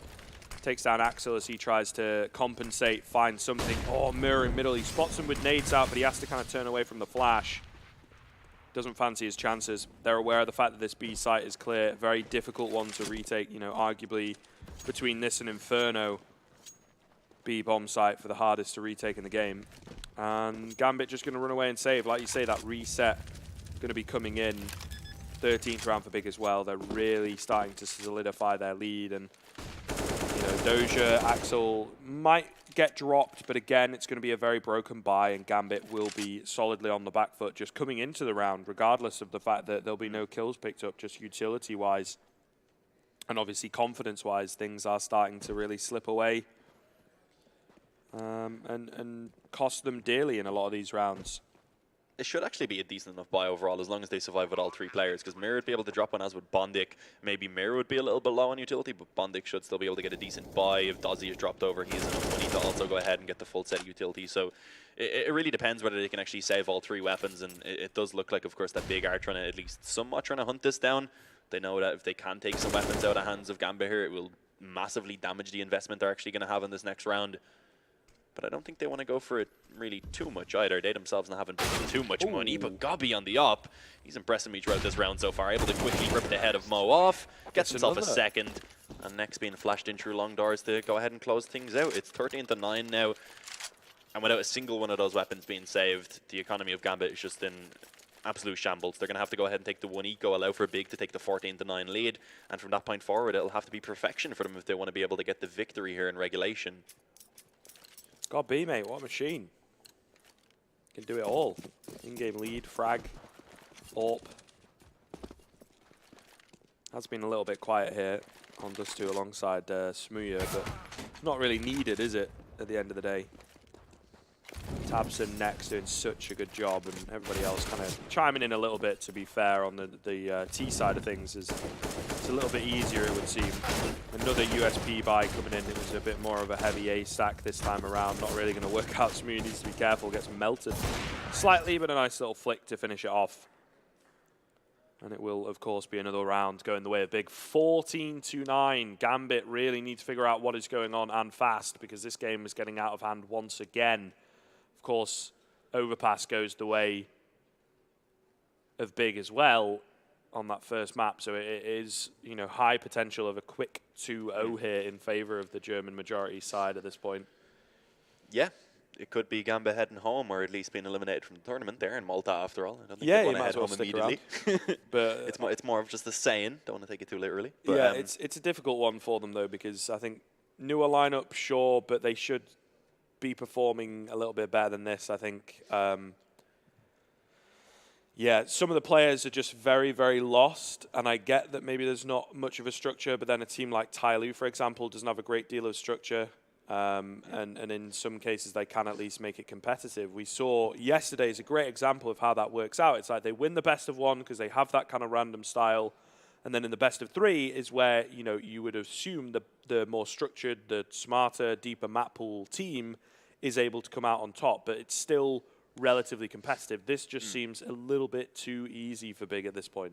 I believe Tyloo actually said yesterday in an interview that they have been working on expanding their map pool, which is good to see, because as you were alluding to there, they have been always one of those teams that can definitely show up in the best of ones. It's been the best of three as they've struggled in a little bit more. Yeah. Unless you go back really far, where I think they had a best of three win up against SK in like the start of 2017. That's classic for it. Yeah, exactly. That's when SK started to kind of fall off a bit. Yeah, not even the same lineup, of course. So coming into this one now, Gambit, it's pretty much their last chance to try and keep themselves in this game. They're going to have to pull off the comeback, try and send it on towards the final map, which I believe is Inferno, if I remember correctly. And it's just not looking too likely, although they do manage to find the opening pick in this round at least, giving themselves a man advantage. And also next being dinked down pretty low isn't going to be the greatest of starts for Big coming into this one.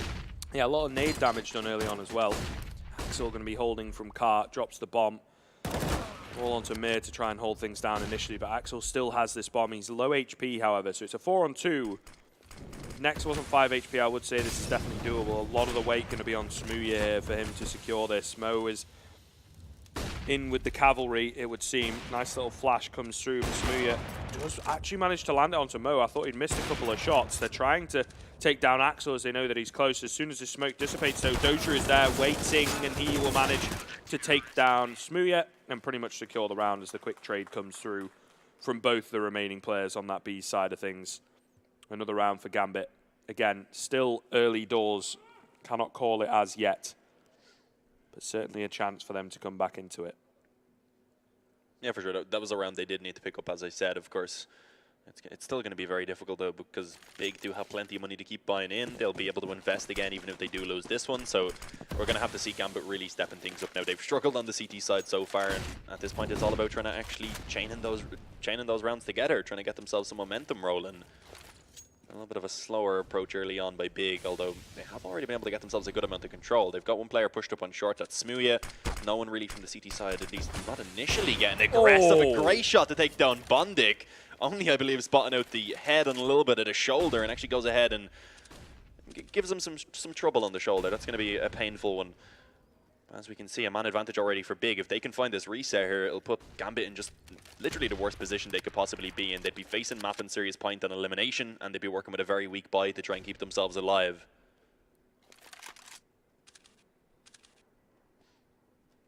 Certainly coming alive on this T side is Smooya. That's a pretty nice example of it from him as well. Moving up middle, Axel going to spot them out. Immediate flash, but Tabs way too close. He does get taken down, but Axel's got a fair few more to find. They're actually going to back away and move things. I think they were planning to go back at A, you know, up short. but the long push falls flat. Mo going to be holding short as well from Car. Takes down Smooya as it's all on top. B will find the first, but is getting tagged down fairly low by Doja. Oh, who will eventually find him. So it will be another round going the way of Gambit. 14-11. Again, still a little bit of a hill to climb, and it's so close to the end of the game, there's no room for mistakes. However, I feel like Big are now getting their economy tested a little bit. They do have a fair few timeouts remaining. Might be an idea to possibly just pull one up. Yeah, they can still buy for now, but this is the last buy before they should be forced down to an eco, so I'd kind of agree with you that maybe that round right now would have been probably the best time for them to call in that tactical pause, but who knows? Let's see if they can make it work next early on, taking that off based off of the spawn, of course, trying to see if he can open things up on long.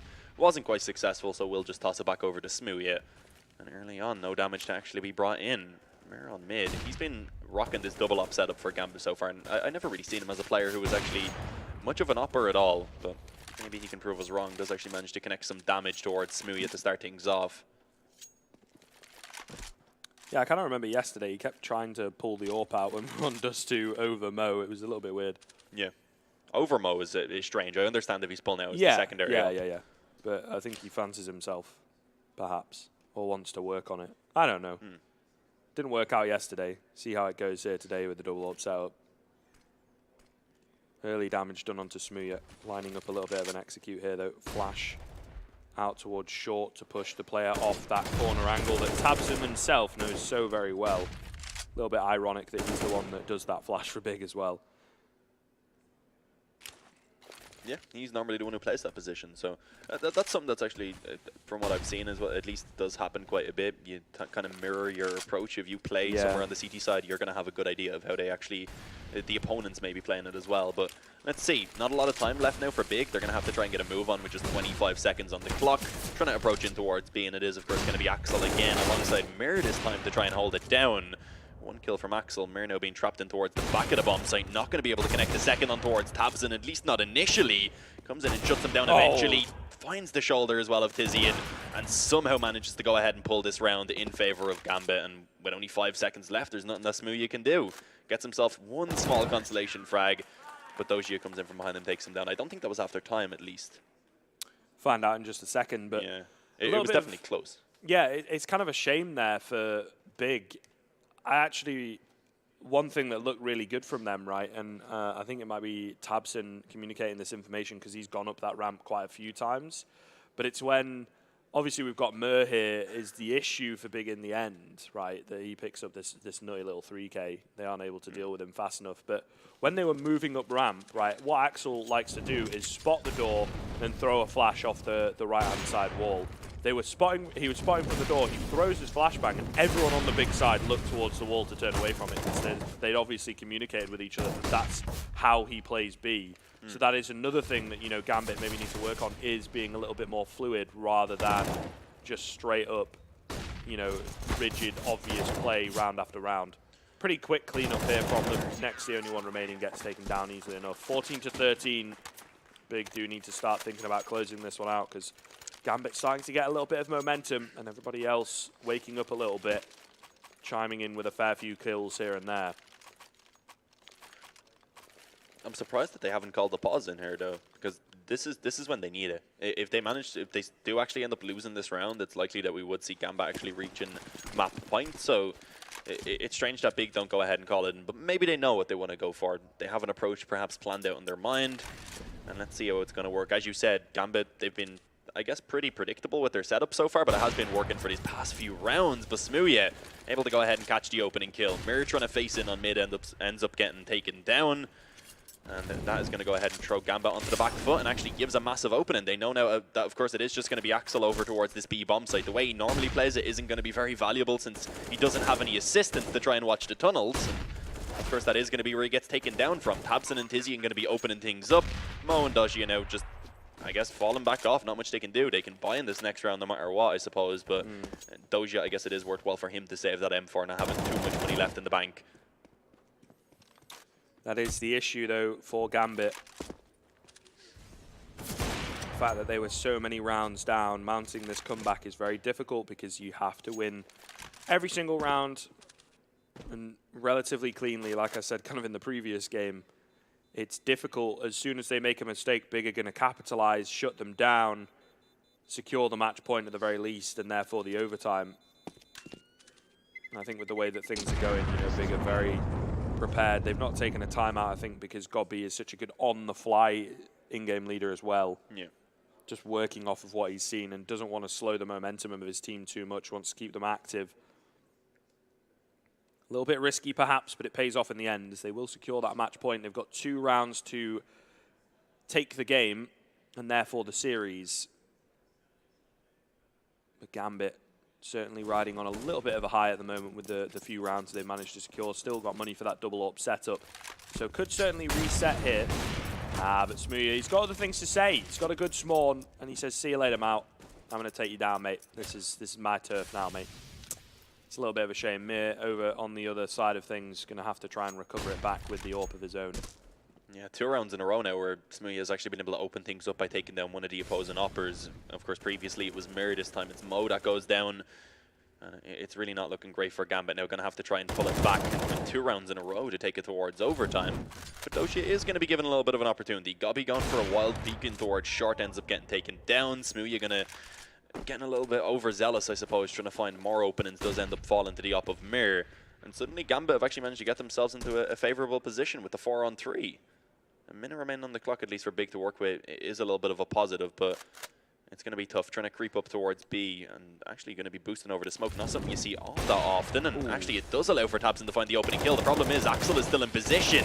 They should know that he's ready to try and defend this B-bomb site. He's been here pretty much every single time, but swapping up that position slightly does catch them off guard. Tizian now left all alone to try and clutch out the 1-on-2.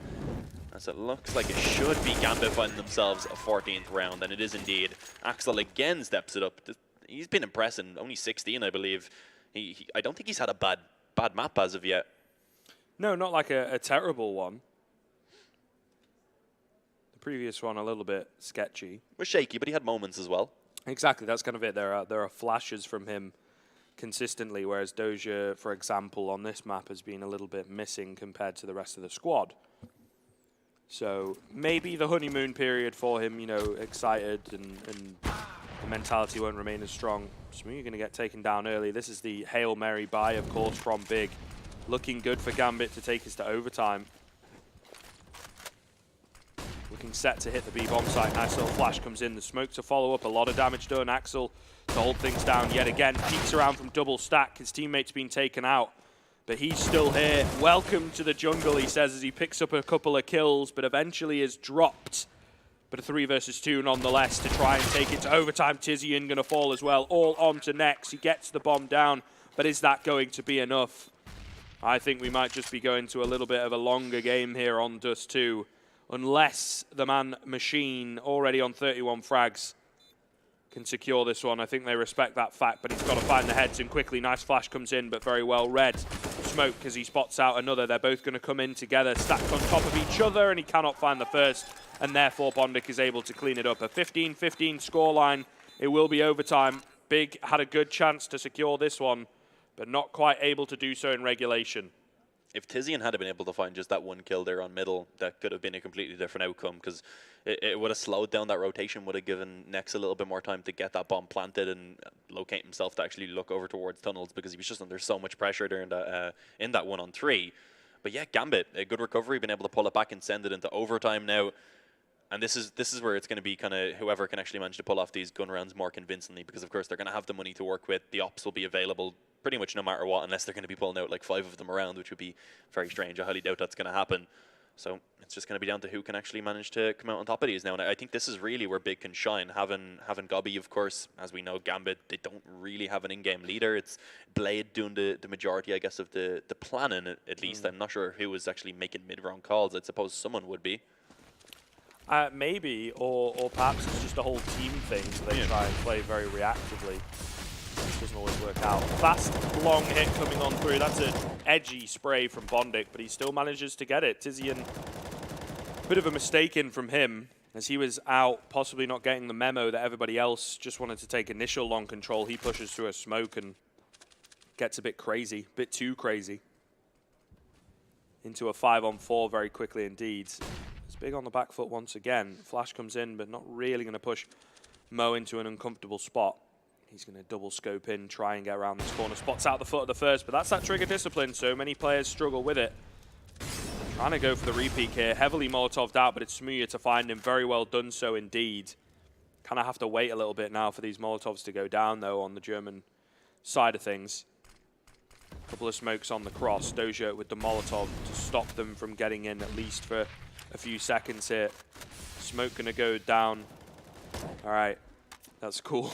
Didn't really do anything, but all the same, going to make things look a little bit weird on this A site, I suppose. Or he's just kind of holding on it. It actually works out in the end, as it was, you know, a little bit needless. But Next tries to play around it. It's actually Smooya now to try and recover things back. Finds his second for the round. The bomb going to go down. He's the only one remaining, though. Needs the ace to secure the round as they start coming in from CT together. He finds another swaps to the P250, but it's Axel who cleanly trades him. That could have been a hell of a lot worse. But Gambit with the first round of overtime secured. Not looking good for Big. Their momentum has fallen off quite heavily. Gambit seem very hungry for this one. Yeah, Nex has also cooled off massively, of course. We've seen him early on just completely dominating. He's at 32 frags now, of course, but I think he had hit around 28 or so, like roughly halfway into that second half right there. So it definitely has cooled off. Hopefully he'll be able to step it back up, as so far he and Tabson being the ones that have led the way quite convincingly for Big. Coming into overtime now, they're going to be needed to continue on with that performance, but it's a double up setup again from Big. Tizian with the spawn, going to look to try and peek in towards Long. Should find that there's no one right now actually peeking for this one, and it's Gobby to go ahead and open things up. There's not even an up in the hands of Smooya. I didn't notice that. I see him one in the hands of Tizian and presumed that Smooya would have the other one for some reason. I mean, that kind of makes sense, right? They are going to swap over, though. Smooya's off. Spot shoulder. Oh, almost finds it. Nice little return flash, actually, to keep Bondik away. But the nade almost takes down Gobby. It doesn't bounce properly, and Bondik's so very blind. Meanwhile, Smooya's been taken out. Mo does eventually find the kill. So I think his face cam's been kind of knocked off the top of the monitor there. But a 3 versus 3 nonetheless. 2 AWPs on the side of Gambit. It's not going to be ideal going into a retake situation. So if Big can make it into the site, it certainly looks good for them, but that is the difficulty. Mo is here holding it down from all angles. Tabson eventually deals with him, but has to find 2 more. It's a 4K from Mo, in fact, for this round, doing most of the work for his team. Tabson, though, perfectly capable on the AWP, perfectly capable in these clutch situations, both coming in together. Turns away from the flash, scoped in. Molotov going to push him out of position. Smoke goes down straight away. He's playing very aggressive around it to get the information. Creeping around the left-hand side, takes down the first. Doja jumping up, also falls as Tabson secures a hell of a clutch round. The 1 versus 3. His Nex might have cooled off, but Tabson's still on fire. Smooya can't believe it. And Big, they steal that round away to keep the scoreline in contention, 16-16. That's the 30 bomb there for Tabson as well, as he's actually beginning to catch up with Nex now. Only, I believe, 2 frags behind. An impressive 1-on-3 to go ahead and actually save the day there in that round, which was, of course, was a very crucial one for Big to go ahead and pick up. And this time Smooya, he's back on the up. He's going to be going for that long peek. Hits the quick flick on towards Doja, even while blinded up. And with that now, Bondik, he's going to have to go ahead and just fall back off. Was hoping to just be able to assist his teammate, but with him going down early on, there's not really too much that he can do to hold that position on his own. And actually, Axel being tagged up early on as well, I'd presume that was by probably Gobby as he was crossing over towards that B-bomb site. So, not the greatest of starts for Gambit now. Big with not only a man advantage, but also in terms of the health. Yeah, just a little thumbs up. That's brilliant. I love it. Keep it up. Need to make it a thing for CSGO events. Yeah, finding parts of the bodies of the ragdolls. Comedic relief, yeah. You know, comic relief, I think is the same, but nonetheless.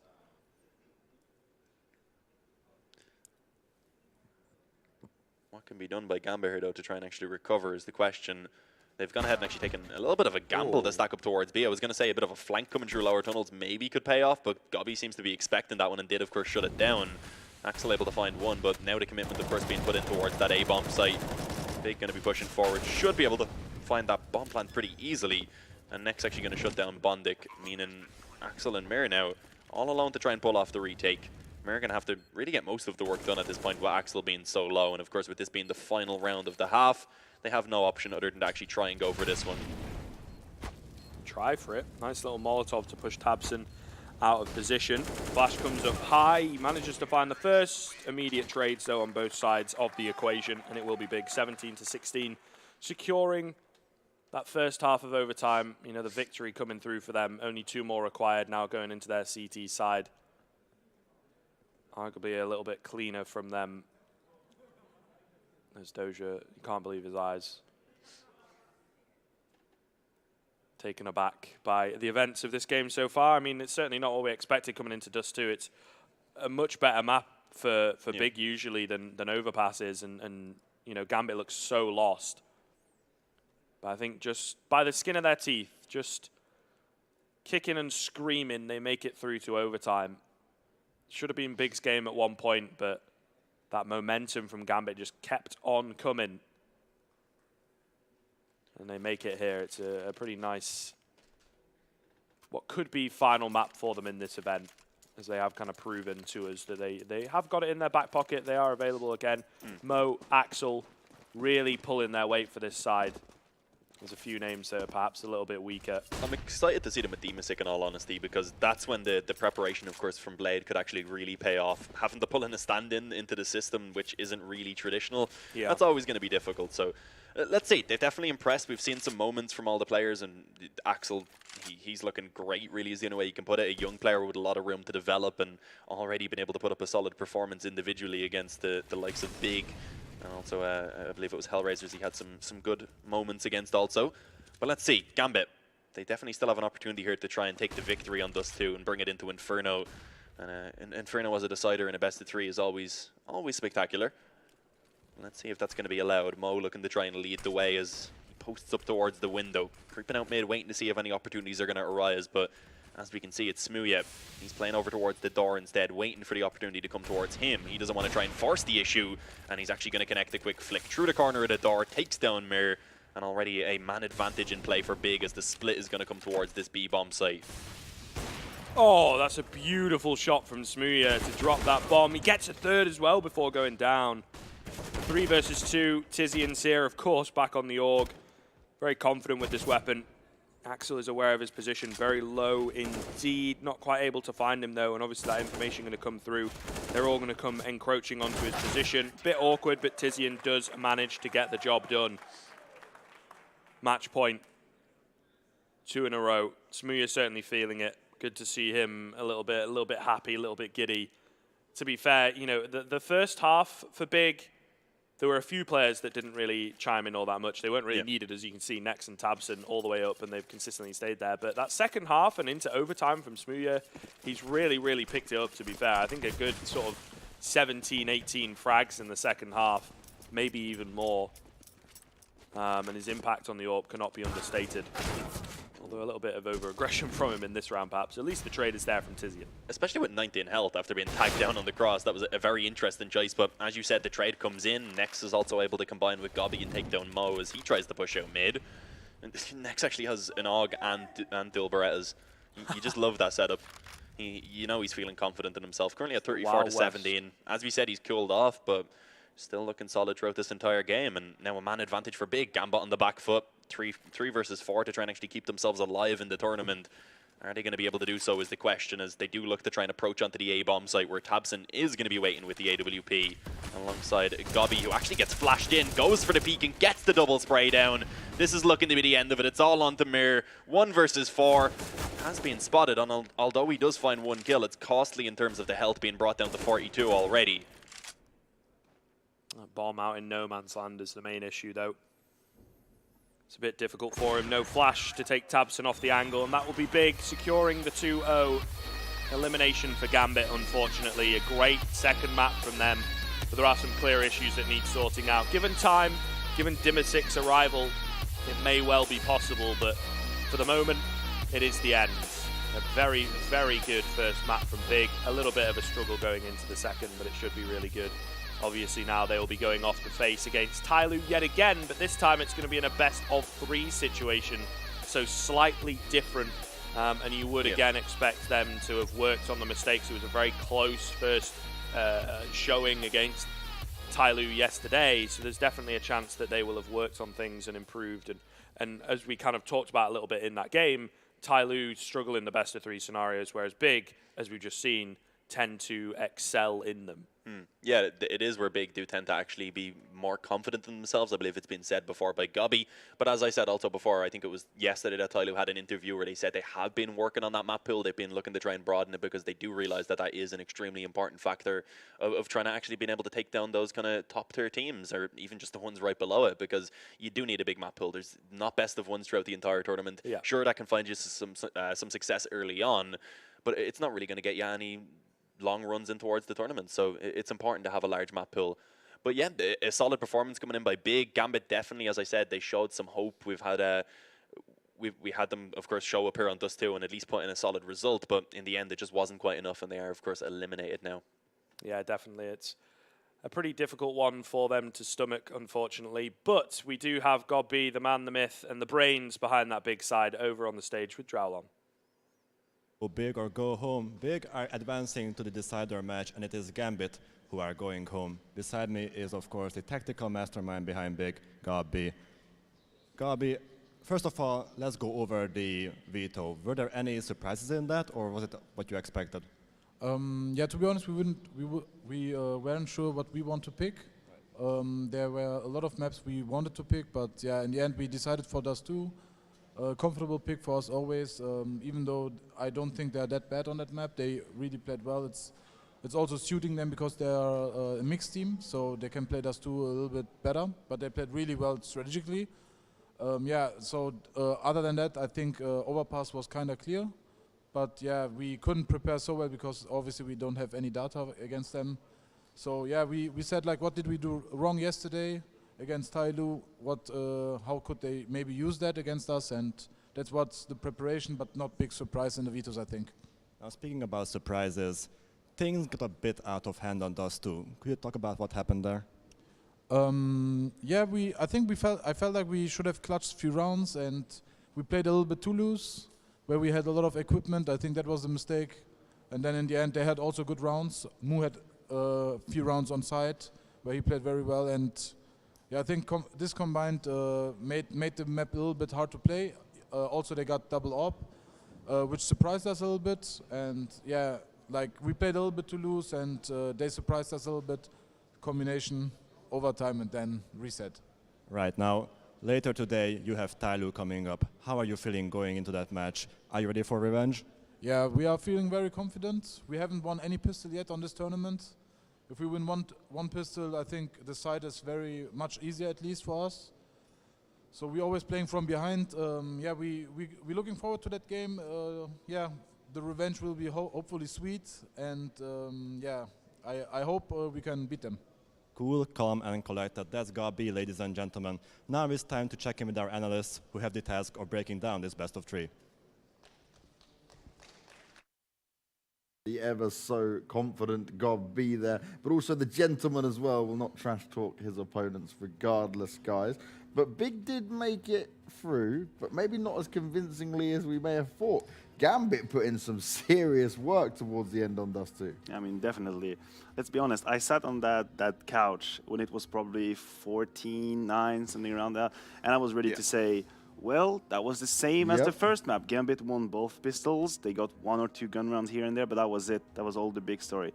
And then the comeback, right? And here I want to give some credits to Mir with the AWP and Axile on the B side. I think those two made a fantastic job holding the B attacks. But I also want to say, or ask, if I could ask Gobby right now, why were they so determined to play the B side? In regulation, I think they played 5 or 6 rounds in a row towards the B side, finding no success. And then guess what happened in overtime? They played towards the A side. They won the round. They won 2 rounds out of 3 ST. So probably Gobby had the logic behind it. Maybe he felt like they missed a few clutches that he should have won. But still, I feel like they gave Gambit a chance to go to overtime. Yeah, I absolutely agree. I think you can't discount, and you're not, the fact that the likes of Axel really stepped it up. He was excelling throughout that half. But I gotta say, right, in regulation, Nex and Tapson, same story, right? 14-9, we're sitting down, we're thinking, same story, right? Exactly what we thought would come through. Tapson and Nex doing all the work. Nex top frag and Tapson right behind him, but that's not what happened in overtime. when Gambit came back into it, they started to cool off a little bit. Now, they did still do well. I think Nex clocked up like 4 kills throughout the OT. But it's not the star performance. I felt like it was Smooya stepping up there on the op. He was the one clocking up kills. Didn't make a massive impact throughout the majority of regulation. Finished on 25 kills, which was more than I really expected of him. And again, stepping it up in those last couple of rounds when the others, the star players, were cooling off. I completely agree with you. I think in regulation, Smooya was a little quiet. Yeah. Also, fair play to him. Nex and tabseN were going crazy. There is only a finite amount of frags you can have in a game, right? Exactly. So yeah, we have to be careful with that. But when they needed him, he stepped up and he got the entry frags. The same in regulation. At the end of it, he got the entry here. He allowed Big to play a 5v4, and I think over time he really picked up his game. And in the end, that's what you ask from your sniper, right? You need him to give you rounds where you really need it. And in that sense, to me, he fulfilled his mission. And just to mention there, when you say that, you know, Nex and tabseN were going crazy, Nex had 10 rounds where he had 2 or more kills. But then tabseN, this is something I wanted to point out because I was just looking through the more stats on HLTV, and I was thinking it's a pretty interesting one. tabseN, who we often describe as, you know, the most impactful player on that team, you know, consistently anyways. He had the most flash assists there by quite a margin. You know, he's not afraid to step back and help his teammates out. And you know what you'll put that down to as well, is their literal way of practicing and how GodB makes them over and over again. We've heard it multiple times. If you guys are not getting these flashes right, he is not happy. He is on point with how drilled this team must be. And that was one of the biggest changes that Smooya had to adapt to, right? Usually able to just run around, frag so much and just kind of take control of games. Instead, now he's learning to play Counter-Strike maybe the way it should be played in that sense. Now, my only problem here is when Big come up against Tyloo later, they can't let little rounds like that slip away. We need to see the reactiveness come into play. And also, I'm really impressed with Nex. Both games, he was able to deliver. I need to see him keep this up, though, because it's one thing now doing it against Gambit. What else can he do going forward? Well, I agree with you. I think the next discussion is a point that needs to be made. I think he's... I don't want to say he's lacking consistency, because I don't mean that he's always inconsistent. But the fact of the matter is, when he is in a very good game, usually Big is having a good time. And when he's disappearing, obviously there's like a big amount of frags are supposed to happen that don't. So yes, Nex being on fire for this event could make a big difference, obviously. But yeah, I mean, if these last rounds, this overtime didn't happen, I would say that was a very clean game by Big. Yeah, exactly. Congratulations to them. They did what they had to do. But, you know, they let Gambit come back into the game. So against Tyloo, maybe they're going to get punished for that. And there was one round in particular where it kind of stood out there at the 15 to 13. When they got the 14th round for Gambit, just had to think about that for a second. It was a 3 versus 2, and they had mid-control. They had the ability to go towards the B side, split it, but instead the 2 players in tunnels just pushed out and tried to take the fight. It felt kind of like Big were lacking that kind of leadership there. They just kind of just went, oh, let's finish this, you know, let's just go out there and do our stuff. And sometimes we see that happen, right? Because you're so far ahead, you believe you've got it done, you don't think it's going to be an issue. But it became where Gambit, they had opportunities, they had chances, and they were not going to let it slip away. And it was good effort from Gambit to try and fight back. And I feel like we were saying there, right, when Gambit have their full roster, when they finally work out what they're doing with this in-game leadership style of things, it is something to work upon. But I don't think Big will be happy how they kind of closed out Dust 2 towards the end there. And I just want to see them keep in high spirits. I want to see Nex in form. tabseN, he just always does this, right? tabseN will make it work. He will get it done. Smooya started to step up as well towards the end there. But coming back to that whole Nex point, I know the big guys very well. And one of the things that Nex will say himself is he is quite the emotional player. It's not so much the inconsistency there, but he wants to perform well. But he's been performing well, since like 2015 as individual skill. And now we come in year by year by year. It's a hard thing to keep up, but it's the emotional side of things, I think, which is going to catch him out. And in the Tyloo game, if they're going to want to take it in a best of 3, that's the man I need to see at the top of the scoreboards again. I think it's something important to note that, like, Axel, this is his first kind of big event, right? And he's sitting here topping the stats anyways, for kills, for entry kills. He seems to always be on this highlighted board at the end of all of Gambit's games, and he's been super impressive. Just can't highlight that enough. Yeah, specifically, I thought that he looked very calm in situation where young players usually panic a little bit. Yeah. And you could just see by the way he was moving around the B side, for example, the way he was moving his crosshair, deciding what duels he wanted to take. He looked very like calm and collected in situation where he could have gone a little bit like shaky, but no, he was mechanically aiming left and right and waiting for the flash. I mean, his teammate flashed for him, then he peeks again. So he's showing potential for sure, and I'm looking forward to seeing more of him in that Gambit roster. Yeah, exactly, and that's the thing, right? this is what Gambit needed, a little bit of a shake-up, get the young guns in, give them a chance. And how many players do we see that would not be able to step up on a stage like this and be able to deliver? Every game these guys are playing is actually on a stage. It's not like we get the group stage at first, so it's kind of warm yourself up into it. Yeah. He's been fired straight into the big event here and trying to do something in a Gambit that is like in this kind of turmoil at the moment, right? It didn't become an event where we get to see everything work out in their way. Yeah, it's not an easy situation to be in, right? I mean, there's a lot of pressure on you if you're just in a team, a well-formed team and you're a new player, but now you're in this mix up against some of the biggest teams there, and you're going to feel that lack of preparation. Even if they were prepared coming into it, they've got the stand-in situation, they've got all that working against them, so any preparation they have done is almost out the window straight away. You got to feel very exposed in that scenario.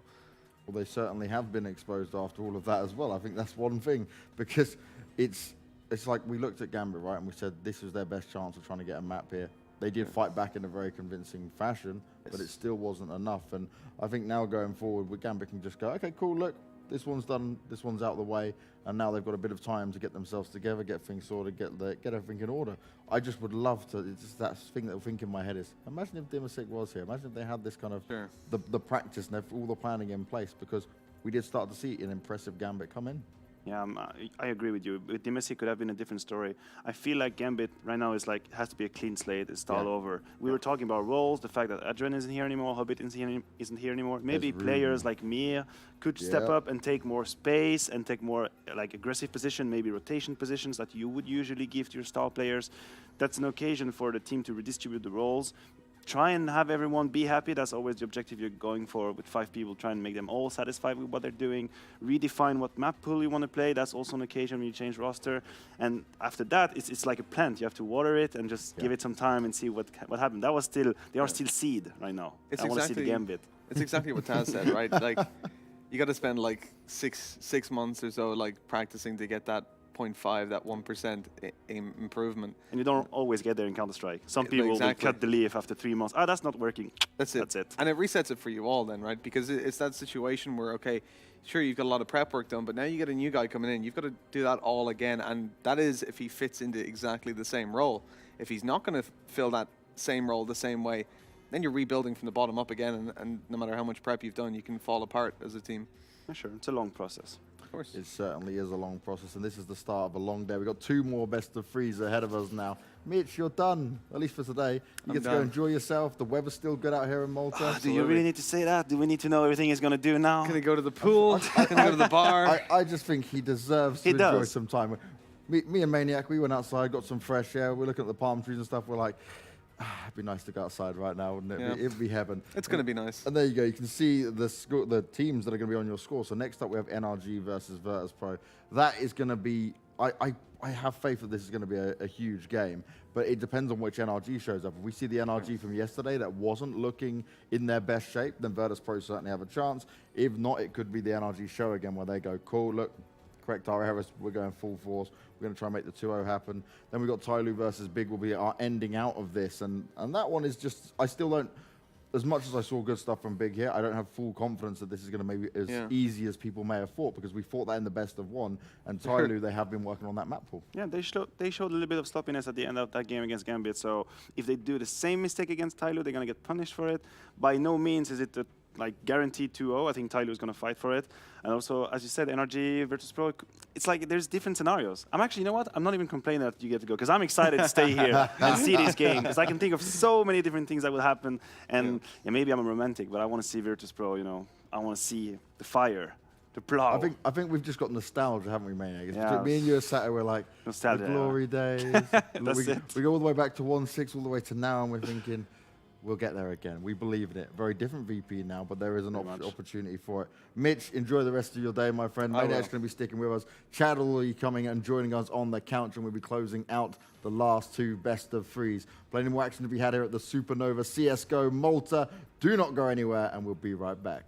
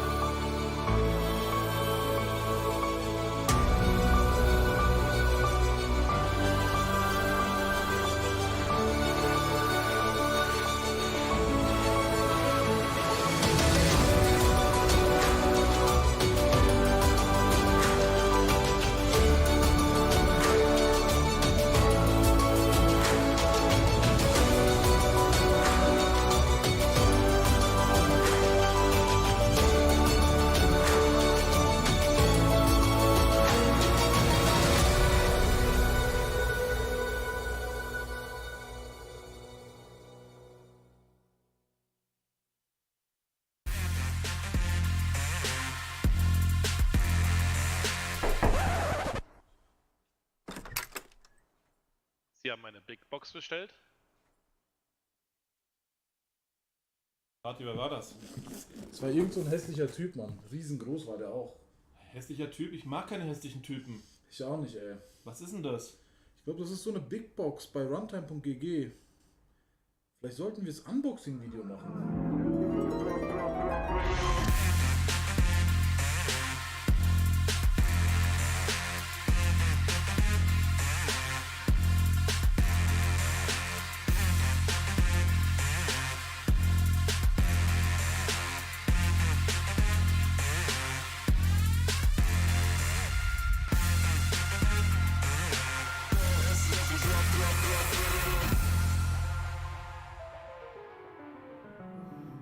Nee. Lieber nicht, ne?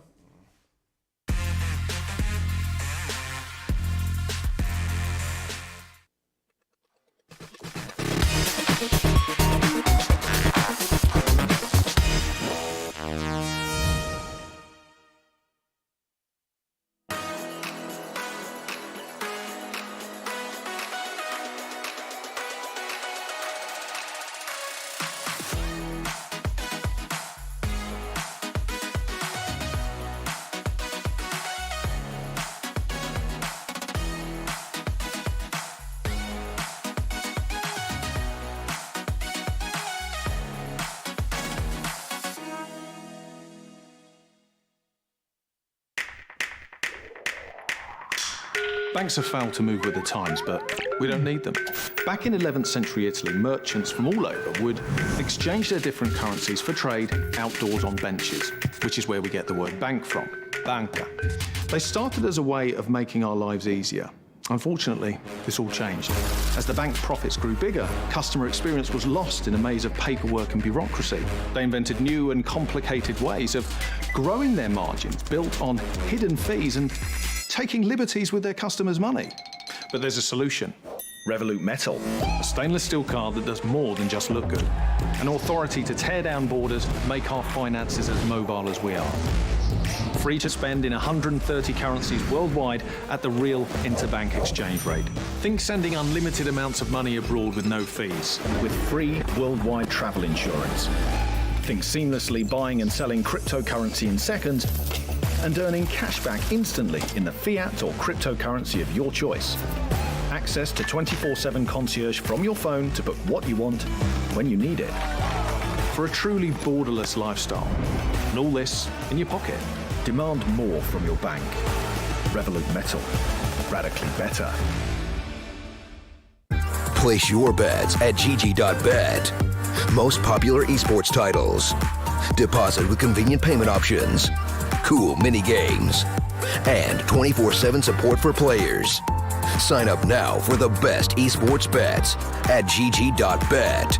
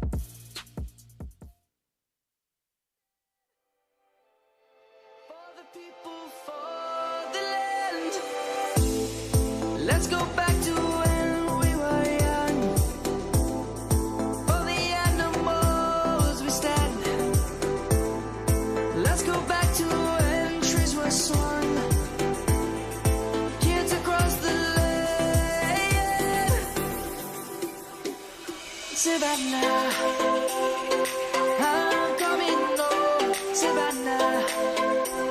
We'll never be alone, Savannah. The beauty of the world, Savannah. Let's all take a walk,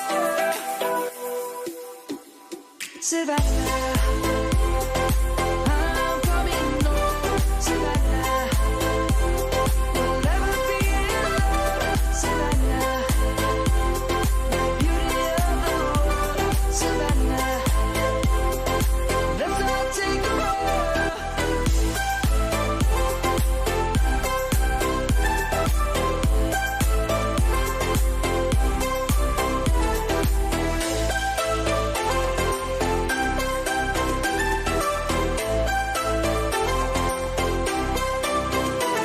Savannah, I'm coming home, Savannah. We'll never be alone, Savannah.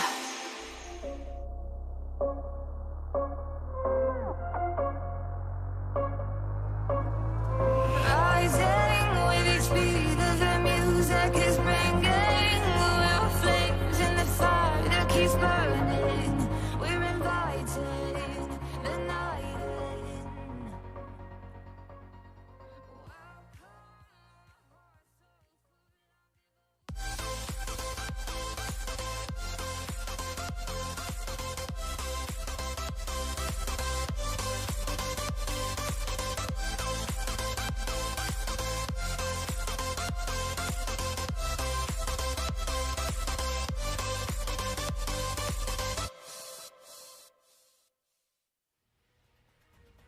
We're on to our third best of three of the day, and we get to see NRG come back after the pretty heavy loss against Team Liquid yesterday. And this time around, they've got to go against a different Polish side in Virtus Pro. It's not Kingwin this time, which we saw was a overtime slight struggle in there, guys. As Chad, you are joining us back here, and Maniac's here for the long haul of the whole day. It feels like some time. We haven't seen each other on the couch yet. I wouldn't say desk. I said that, and I was like, there's a little table, It's you a know. table. It's been a while, right? Yeah. What was the last event we did? I'm trying to think. That could have been Stockholm GMAC Masters. That was ages ago. That was September, wasn't it? Yes. It feels like a lifetime ago. Yeah. Yeah. Have you been to Malta before? No, it's my first time. Your and first I'm time. Thoroughly enjoying it. Okay. So there's definitely the beautiful weather. It is. It's just beautiful to look at. There's a lot of history. I've been going out with Matt. We've been Sadicus. We're going out for dinner. I think people think we might have a couple at this point. We're having wine. You had wine, I saw beautiful that. wine and food. I don't normally drink wine. It's been taken away. Where can I recommend to go? I don't know if you're going to have much time. Oh, tomorrow you'll have time. I don't know. As far as schedule go, I think I'm going to be on every game from now on. So Me and Maniac are now here for the Blue Lagoon. Get out to the Blue Lagoon. That's a good spot. Blue There's a big watering. It's not a watering hole. It's like a hole in all these rocks that you can jump into. But you actually don't jump into You're about to it. say that sounds scary. No, for us. because I think you need a boat. But I think boats are pretty easy to get around here. Yeah, I just say so. There's a lot of They're rich people everywhere. with boats, you know. Like just can probably get rocking over it. That Okay, esports cool. money Blue will make Lagoon. it work. The Blue Lagoon. That's why you gotta. I think that's up near Goza. You gotta go up. I say up. I don't know geo. I don't know where we Yeah, are. are we down? Are we south? No, we're north. We're north. We're north. I got Oh. told we're in the north, East. and we can see the beach from like literally this road. East. Yeah. Well, there's a little Yeah, club down there. there you yeah. go, see? Yeah.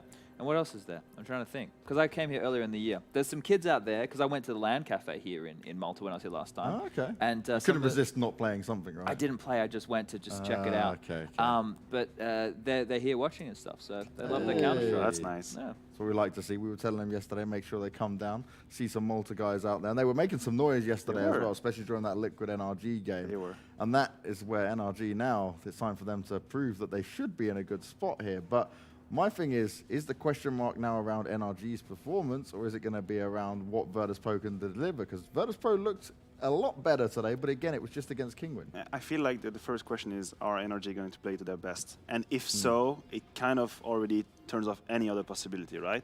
But if they don't play to their best, then yeah, we can talk about talking scenarios, talking about maps. Maybe there's a chance for VP, but the best playing NRG should win that series. 100%. And I'm trying to think of the way that I could say in the least amount of words possible that NRG are going to win 2-0. So that's just the fact of the matter here. This is the disparity that we have at the moment, especially in a tournament like this one. And maybe you can think of similar scenes if you look over at just DreamHack Open and Jönköping that's going on right now with Bravado beating Optic. For some teams, this is terminology that came from Tommy, Mr. Lurpus, that for some teams it's their Super Bowl, and for other teams it's just another event in the calendar. Now that doesn't detract from the prize money, actually wanting to win, all of those factors.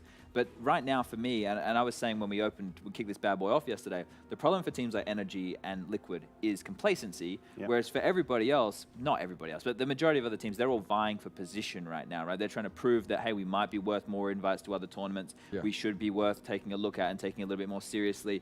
And with those factors in mind, I don't think NRG now, in an elimination match or in a match to make it to the playoffs, are going to be complacent at all. I think they're going to give this 150%. And with that in mind, from the VP struggle bus match that we saw go up against Kingwin earlier in the day, that was, sure, it was a 2-0, but it didn't feel like a clean, concise game of Counter-Strike by any means. I think NRG should win this, even though they look like a bunch of sleeping panda bears. so they should win it. Like, they're hyped, they're ready to go. Let's go, boys. Well, but, you know about their sleep schedule a bit, don't you, Chad? Because they're keeping you awake last night. They're next door to me. I heard someone last night go, so they yelled, like, so they said Chet, and Chet is I'm a pet. Yep. The coach sitting behind him, and I was like, God damn it, that's who's been making all the noise next to me. But now we know at least. So, and I guess it was them that ate the McDonald's. That solves it. Hey, that was so. When we opened up the show yesterday, Chad was making a thing that whichever team had the McDonald's maybe gives them a slight edge. It was some weird world. There's McDonald's out the front of the room next door to me. Yep. You know, all the empty bags. So I was like, must be these guys. And there we go. There's the results on your screen. So the train match against Kingwin, we did question the train pick anyway because Kingwin are known to play it pretty well. 19-16 in favor of NRG. Then the Liquid best of 3 we had yesterday, and it wasn't too pretty when it comes down to NRG. But well, I would say that the best of 3 against Liquid was a heartbreaking one. Yeah. Because really, I had the feeling NRG could do it. They could have done it in 2 maps, a few rounds here and there on Inferno that they would have played a little bit better, taken a little bit better decisions, maybe rotated a little bit quickly, and they could have done it, but then they just slightly failed on Inferno A. They got destroyed on the 3rd map. So it was really a case of, like, emotionally speaking, probably out of it after, missing that opportunity to beat Liquid, which, to be fair, they have done in the past. So there shouldn't be too much of a big psychological obstacle. They have done it. Yeah. Well, look, here's the thing. If they didn't beat them there and they go on to play them in the final and they beat them in the final, then you go, yeah, cool, that's fine. Yeah. But these guys right now, especially with the way that first map went down, the fact that the second map was so close, it's really positive signs because we don't know exactly how the North American scene is going to be looking after the next major. So if these teams, like one had fallen really flat and they weren't competitive at all, then maybe they go, oh, well, maybe we need to chop and change some players or one of the teams, right? But if they're both looking pretty steady, that's really good signs for North America. It makes it more competitive in their region. And then going up against a team, this is where that disparity I'm talking about comes in. For either of these guys, we would have had them as favorites against Virtus Pro every day of the week, Of course. Yesterday, I think we said it was 90-10. That was the chance that we had for VP to win the game. It's the same situation here. You mean Kingwin to win the game, right? Yes. Yeah. There we go. Yeah. Just to confirm. Yeah. They're Polish teams versus North American teams. Don't worry. Every time I see Taz, I still can't get Kingwin out of in my mind. I'm always like, VP Taz. Oh wait a second. Yeah. It feels like it's going to be like that forever, really, right? Yeah. So just with this game, setting parameters for the viewers at home. If VP are able to push NRG on any map, that's a win in my books. Because these guys, you can see right now how dilapidated the Polish scene is. Because they've had all these roster changes over this year, no one has found their footing. All of the star players are not in the same rosters. That's just a look at the Polish scene as a whole. If you want to look and we want to look at VP, well, I guess what have they got that's good for them right now? Mihu's playing well? I mean, I think Mihu and Snatchy are the best, most consistency performing player. Sure. That would be them. Look, because we have had a pretty good chance over the last 6 months to watch Ago, VP, and Kingwin because they've been attending a lot of tournaments, right? If you look at those teams, they all have some players in there who are someone to turn heads at. So Rallen, obviously, he had a good Toyota Masters, had a good event here as well. We know Mihu's playing well. Pasha win the last series, step back up. Really depends if they can get all the pieces of the puzzle to fit together. The Polish scene could be a powerhouse to worry about again. But I think this is a rebuilding phase for them and just another learning experience for this VP roster. Well, Taz put it well in just his video, and he seemed to go more on about, less about Kingwin, and more about just the general Polish scene and where it's at the moment. And he was under the impression that at the moment there's not enough motivation in the Polish scene. Hopefully this shake-up's made that happen. And what he really wants to see is this, like, it needs more than just a few months. He was saying, like, it's taken 6 months for them or more to just look somewhat better. He believes it's the more time process that needs to be had here for these teams. I mean, it really is a hard process to recycle a scene, right? And it requires motivation both from the young players who are up and coming, but also motivation from the leaders, the experienced people, to put in the work to stay at level. You know, when you're Pasha, when you're Neo, yes, you have a crazy amount of experience, and I respect the hell out of these guys. But that's Counter-Strike. You need to frag, you need to play on. Mechanically speaking, you need to be up on point. If you're not, then a team like Virtus.pro is going to disappear from the top and just sink in. Yeah, we had that same discussion yesterday, just as the video comes up here. I think, you know, this pick from NRG here, they would be pretty comfortable going for overpass, assuming VP don't ban it, and that one is out and about, because I believe that's the VP perma. Exactly, that is the VP permaban, and in that sense, it's really a thorn in the nail of NRG, because they, for once, will not be allowed to play overpass. I feel like everyone just let them play overpass for some reason. Well, I was interested if VP try and pick Nuke here. That Nuke game wasn't hugely convincing before. I think Kingwin did a pretty good job of keeping them moving around the map. The fact that it went to overtime, Kingwin probably should have won that map. Was a 14-10 scoreline at one point. Felt like they had a big lead. Well, you've just picked into the wheelhouse of NRG here. I think that it's hard to pick too many weaknesses for NRG, really. Well, if I had to, I mean, just the numbers, Cash and Train were the two weakest. Let's say, let's put it this way, weakest map of Energy. By no mean are Energy a bad team on Cash, but just the number says, yes, Cash could be a good pick. I'm not surprised to see VP going for it. Now, Energy have to make a choice. What is it? No, it's going to be Nuke or Train. Well, if you want to go up against VP on Train, historically that's a map they have been playing a lot, at least the core of them. I'll be surprised if we see Nuke picked. That would be...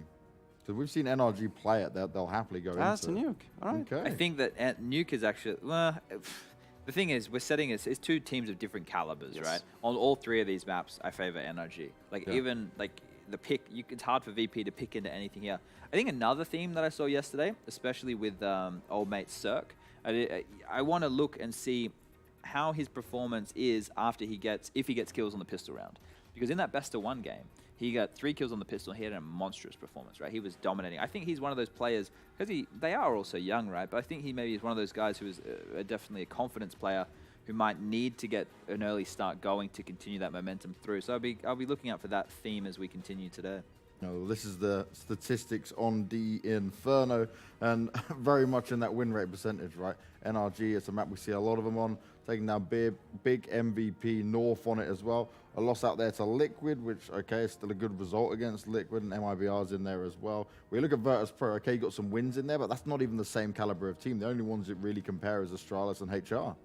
I mean, where's that Astralis result from? I have no idea. Could be from Epicenter? No, it couldn't be, because Epicenter, Astralis wasn't at Epicenter anymore. No, I don't think Astralis went to that event. It could be some sort of qualifier, or is it possible that it goes back so so much in the past that we forgot about it? Because I can't see any recent time where a VP would play against Astralis. Yeah, that's my memory being a little bit remiss, I suppose. But even still, 16-8. Yeah, and I wouldn't put too much into it. I suppose if we look at the different parts of VP, if we want to, so we obviously know that the backbone is Neo and Pasha, right? And I still think Pasha, when I looked at the stats coming into this tournament for this 5 guys, that Pasha was actually the lowest rated player in the whole team. And that's a problem, because we talked about the fact that Snatchy's come in, and that means Pasha's, he's changed roles. Snatchy's taken over a lot of his roles. That's what happens when, you know, the primary AWPer, you have a new primary AWPer come in. So with the theme of, you know, having to reinvent yourself as the older dogs, I was saying that they can look at these younger guys and they can look at the way they approach the game and kind of update themselves in that regard. The problem is, if that's the case, and if Pasha got to do that and then maybe stay in his role, you know, then maybe I could have seen some positive signs there. I guess silver lining is he had a good game earlier today. Caliber of opponent is good. It's so hard to read into anything here and give anything other than NRG the massive favorites. This should be a 2-0. If it's not, I'll be surprised. That's our situation, right? We're here trying to make... It's the sad truth. It's the sad truth if you're a Virtus.pro fan, at least. Trying to find conditions in which VP could win, and it's hard, you know, right? Even for a romantic that I am. And I guess for Virtus.pro themselves, right, they're not going to be too bothered if it is a loss here, right? They're not going to go into it with the mad mentality of like, okay, look, we should come in and win. They're going to think positive. They're going to think confidently. But for them, this position is doing well against an NRG in any form is something they can be proud of. Signs of growth, I suppose, is what the most positive outcome. Yeah, and the thing is, you have to think with the closed qualifier for the European minor coming up, that would have to be a priority, right? VP only need to win, I think it's 2 games to make it to top 8, because you only need to make it top 8 to get to the minor. So that would probably be, if they can build on what they have here and carry that momentum in, that's a good sign. Also, I think, if I'm not mistaken, VP is in contention for a spot back in the Pro League, right? They have made it to the final of the MDL, so I think they're going to fight for relegation. Yeah, they're going to fight for a spot in the Pro League. Yeah. And looking at their result, like just in detail in the past month, I've said it in a previous segment, they are looking a little bit better. VP are taking a series of, we said Fnatic, FaZe, they have taken a map of them, they beat LDLC. So, you know, let's believe a little bit. Let's stray away from the logic for 1 second and say, on very short term, VP is doing better now than they were maybe a few months ago. So yes, only the fact that they would go toe-to-toe with NRG, doesn't matter if they lose, if they win a map, that's insane. And no, putting up a fight and resistance against NRG would be a good sign for them in the sense of moving forward in the future and still growing, you know? Not just that result at that tournament. Yeah, it's hard to be more than realistic about a game like this. Certain teams, we could come in and they might be a young team who have a lot of different strategies and, you know, maybe they're exciting for one reason or another. And you go, there is upset potential here. They could win a map. You know, they could push them if NRG come in and they're not focused. There is always that possibility because NRG are a team of a lot of youngsters. Obviously, Fugly and Daps have the most experience in this team. Fugly more so. He's been playing at roughly this level for the longest period of time, I believe. But even still, they're quite young. That pales in comparison to what Neo and the likes of Pasha bring to the table. I'm struggling though to find a thread to pull on to give the viewers at home hope.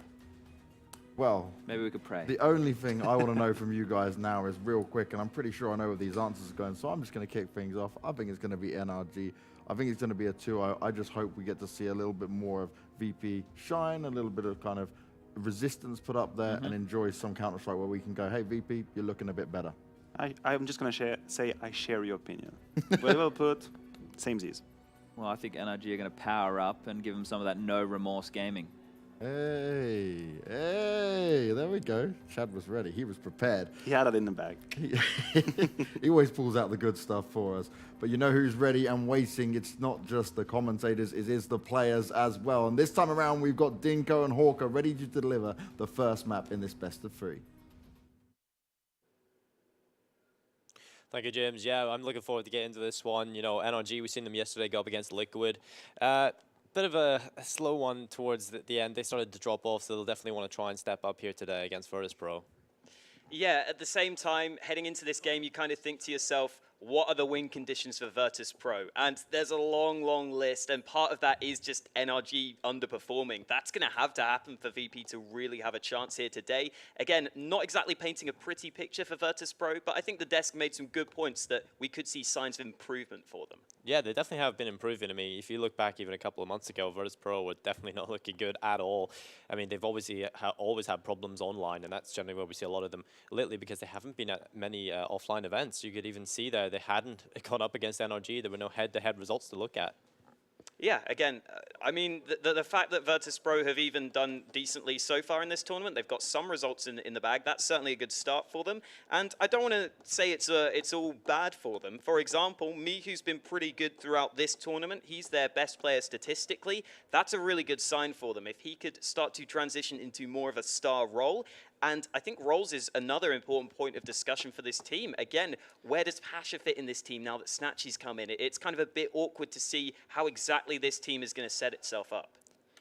Yeah, I think overall on NRG, obviously, you've got the big hitters like Cirque, Breezy, Ethan. We see these players. Fugly was playing well yesterday. He's been playing well for the past 2 events he's been at. You know, he's having good performances at ECS Season 6.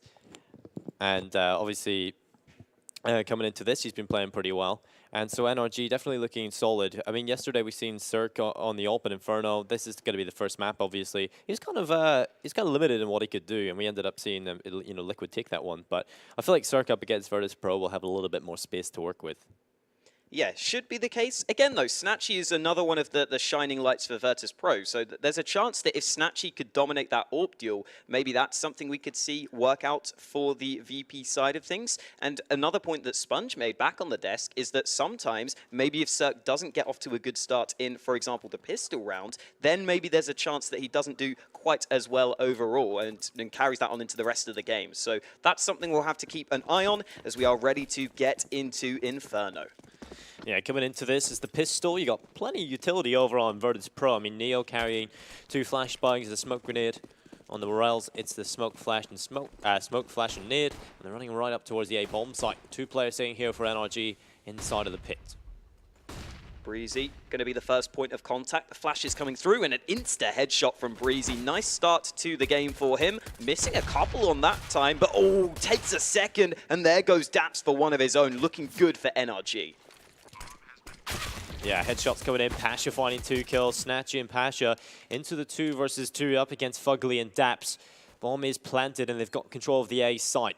Although Daps still inside of the pit. There's no kit to work with on NRG, so they've got to make these headshots work coming back into the bomb site. Snatchy receiving damage from the pit thanks to Daps, who keeps chiming those shots in and coming late inside of the apartments is Pasha. He's got a strike headshot on Daps. He looks towards the library and Pasha will collect the frags. It's a 4K into the pistol. What a start from Pasha.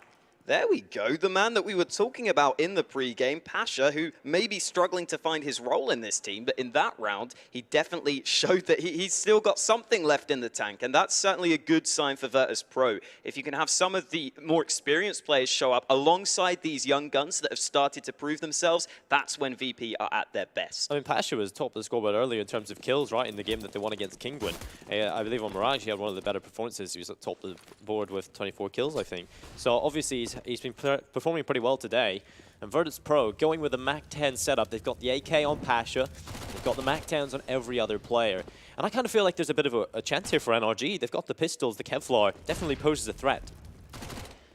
Generally, you want maybe 1 or 2 more rifles, but because Pasha was the man to get all the kills and therefore all the money, he's the only one that gets the AK into this round. We'll see if that is something that comes back to cost them as Pasha goes probing for an entry, decides against his first instinct of going for a fight after spotting the player at long range. However, it does seem as though VP are grouping up towards the B site. Yeah, VP don't really have to force their way in. They just can sit back. They've got all the weapon out to work with. They got the utility. They can go for a nice little execute into the bomb site. So you can see the utility already coming in. Counter flash from Fugly. It's going to delay Virtus Pro a little bit here. The CTs will just try and hold on as much as possible. You can see NRG rotating a 3rd player over towards the bomb site.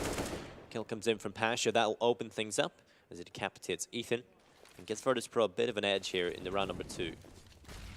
There is a 2nd player close by. Cirque has rotated over. In the midst of the smoke, he is able to get a kill, but his teammate has fallen in the meantime. So it is a clear B bomb site. Cirque can't do too much about this one. The bomb should be planted momentarily, and again, VP remain in control. Yeah, I think NRG at this point will just try and hold on to whatever they have, right? You know, going into the next, they're not going to have anything. So carrying those pistols over, you got the Kevlar, the defuse kit, even a piece of utility left on Breezy and Daps. You got the flashbangs, the smoke. So best for NRG just to try and back off and save what they've got into the next. Virtus Pro very cleanly and methodically taking that bomb site. Pasha being the front man, takes the opening kill, and the MAC-10s will clear the spaces on the free B bomb site. Good start from Virtus Pro here. Obviously want to continue that coming into the gun rounds that will be coming up very shortly. Yeah, it shouldn't be too much going on here, especially because NRG won't even be buying into the next round. So it's just the 3 saved CZs. So you know what? While we get a chance, Dinko, I want to ask you a question. How are you liking Malta so far? Yeah, Malta's awesome. I mean, we obviously have went out overnight, and it's awesome there.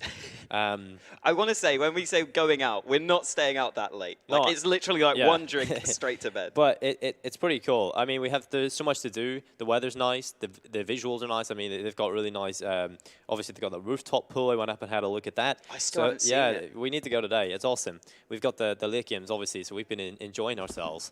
But NRG, they're coming into this with the pistols, Alex. Back to the action. Virtus Pro, I mean, this is a good chance for them to pick up the cash with those MAC-10s. You know what, the funniest thing I find as well is that we've come to Malta, everyone's telling us it's terrible weather because it's a bit windy. And like compared to the UK, I'm just loving it. It's nice temperature even at this time of the year. So Malta definitely a cool destination. Either way, NRG on the pistols, maybe a chance to do something, but they've left Ethan alone towards B with just that USP. So if the push were to come in towards him, he would almost certainly be overwhelmed. Looks like VP are just going to spread out across the board. The Polish powerhouse, as they were previously called, just kind of spreading out. They're not grouping up to form the plow just yet. Yeah, going back, Mihu able to pick up the headshot onto Breezy. And we're into a 5 versus 4 immediately. Virtus Pro will look to just dot to dot pick up the kills. Pasha finding a frag. Rels will crack open B further. Daps and Cirque, they're into the 2 versus 5 as they're going to try and rotate themselves over. A couple of kills here wouldn't be too bad, but Virtus Pro keeping everyone alive, minimizing the casualties. Allowing that economy really to get a great start here in this first half. Yeah, and I'm still not sure on the second round Force Spike. I think Inferno might be one of the better maps for it, to be fair to NRG. The fact that you can get into some close range position, the apartments are always good. In towards Banana, even if you just have a couple of nades, you can definitely push down that position. But in general, I still feel like the better option in most situations is probably a save, but it can be map dependent. Sometimes you will see teams force up. Sometimes on Dust 2, you'll pick up the scout to try and watch the cross towards the doors if you're on the T side. So there are options available in this second round. Unfortunately not working for NRG on this occasion, as Daps will be dealt with. The MAC-10s all stay alive, and maybe we'll see a bonus round. VP could definitely save onto these SMGs. So keep 2 SMGs. I think 3 would have been a little bit too much, so Snatchy's got to upgrade to the AWP. You can see the odds here very slightly favoring Virtus Pro in comparison to sort of the storylines that have been put out here. You know, everybody expecting Virtus Pro to be the team that gets dominated here. I think those odds are quite nice for them. I definitely feel like they're giving them a chance here. And coming into this round, Alex, I'm still going to give them a chance because, you know, they got the AWP, the 2 AKs, utility across every player. Those 2 MAC-10s, they're there to really just see what they can get done. Smoke down Banana. Pasha, the man on the other side of things. Remember, he's not going to be the AWPer for the team any longer. It's Snatchy who's taken that role away from him. So he'll just be kind of holding back towards Banana. We'll probably see Snatchy try and get involved in the early action. Considering he invested so much into that AWP, the MAC-10 players will either run in first or wait for Snatchy to get the entry. And VP all leaning towards A, but there isn't any clear commitment in this portion of the round. So NRG having the 2 players set up towards A in a bit of an advanced position. They have Daps all the way back inside of Archway. The point of this is just to try and get the info and also can rotate to B if needed, and he is definitely needed as Virtus Pro are charging towards this position. Molotov will keep Neo at bay for now. And Pasha, he's got the help of Snatchy with that AWP. The player we started to talk about at the beginning of this one, testing his luck. That shot will telegraph that he is towards the B side, and so NRG can sort of set up and evaluate. By the way, another point to the previous Force Buy is that if you go for the Force Buy in the second round, you can afford the AWP into the first gun round. And that's something that NRG put quite a lot of their play behind. But here we go, 28 seconds. Pasha not going to be able to sell the fake too well. The kill comes in, but here comes the A push. Yeah, coming towards A, but Cirque is here for NRG. Definitely not an smoke. easy player to deal with. And obviously with 15 seconds left on the clock, this could get messy. Daps towards the archway, gonna take the fight against Snatchy. Snatchy wins the fight, and that's another kill coming in from Cirque. 8 seconds, spray coming in, Cirque doubles up. Snatchy will get a frag. Neo desperately planting the bomb. He does get it. Cirque goes for the no-scope, but unable to grab it. It's Neo into a 1 versus 2, but Fugly says no, and NRG will win it. Cirque does so much work there. 20 seconds left in the round. NRG have a smoke in their back pocket. They put that towards short, and at that point, VP are always going to be in trouble. Even getting onto the bomb site for a plant was actually somewhat impressive there. They managed to at least get the bomb down, make it somewhat close. I thought the defuse was going to be done a bit sooner, but eventually they will get the job done. The round has been won by NRG, and they were just waiting so that they could save both of the AWPs on the NRG side. That's what Ethan was running towards there. So that's quite interesting on Inferno. You don't always see that double AWP setup. Well, you know, sometimes you can see it. It does get used a little bit more so when a team is starting to lose or they're on a losing streak and they get the loss bonus through and they need something to work or giving them an edge back into it. But pulling it out here, NRG, pretty early into the game, are going to have to play with those 2 AWPs. Obviously, Daps is going to be picking up that UMP. Over in Virtus Pro, plenty of money was left in the reserve, so it's another full buy. Cirque with one of those AWPs, positioned towards mid. Doesn't seem like he's going to get too involved in the early action.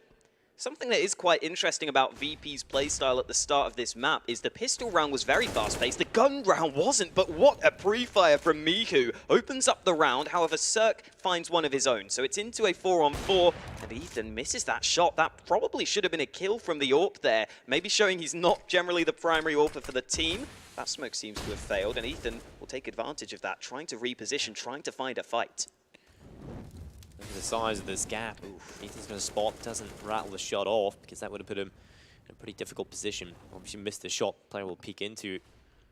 And Ethan doesn't really have help, so if he is to fall, B is susceptible to being taken by Virtus Pro. At least he has Fugly coming in now.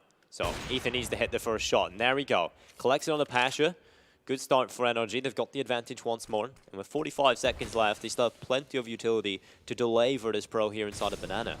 Snatchy is still over towards A long, so VP may just wait to see if he can do something, and there we go. VP realized that Snatchy has been able to get into an advanced position, so they'll try and use this to their advantage, but it's not going to happen. Breezy stops Snatchy's push, and that leaves Morels and Mihu in an almost unwinnable position. Cirque sits on the spot. AWP holds the angle, but Breezy inside of the pit is striking. He gets himself the double. And there's going to be another round of the ball for NRG, pretty convincingly as well. Yeah, that looked pretty easy for Breezy in towards pit there. As soon as Cirque misses the shot, he draws all the attention. It's kind of Counter-Strike 101, right? That's the first thing you learn. Just go for a crossfire on the CT side, have the second man ready to fight from a different angle where he's got some easy kills lined up for him. And after a strong start, VP starting to fade a little bit. Neo gets himself a CZ, so good to see he does buy a gun, even if it's not an optimal one. And wow, how is Pasha down to 18 points of health? That's not the start he was looking for. Damage done early into the round by NRG, and VP are sitting fairly far back at the start of this one. Yeah, Virtus Pro, they have a bit of a scrappy buy here, right? They've got a couple of rifles, the open play on Snatchy. But, you know, having those two pistols can weaken your buy quite substantially. A main talking point here, Alex, is kind of we talked about how impactful Cirque is with that AWP.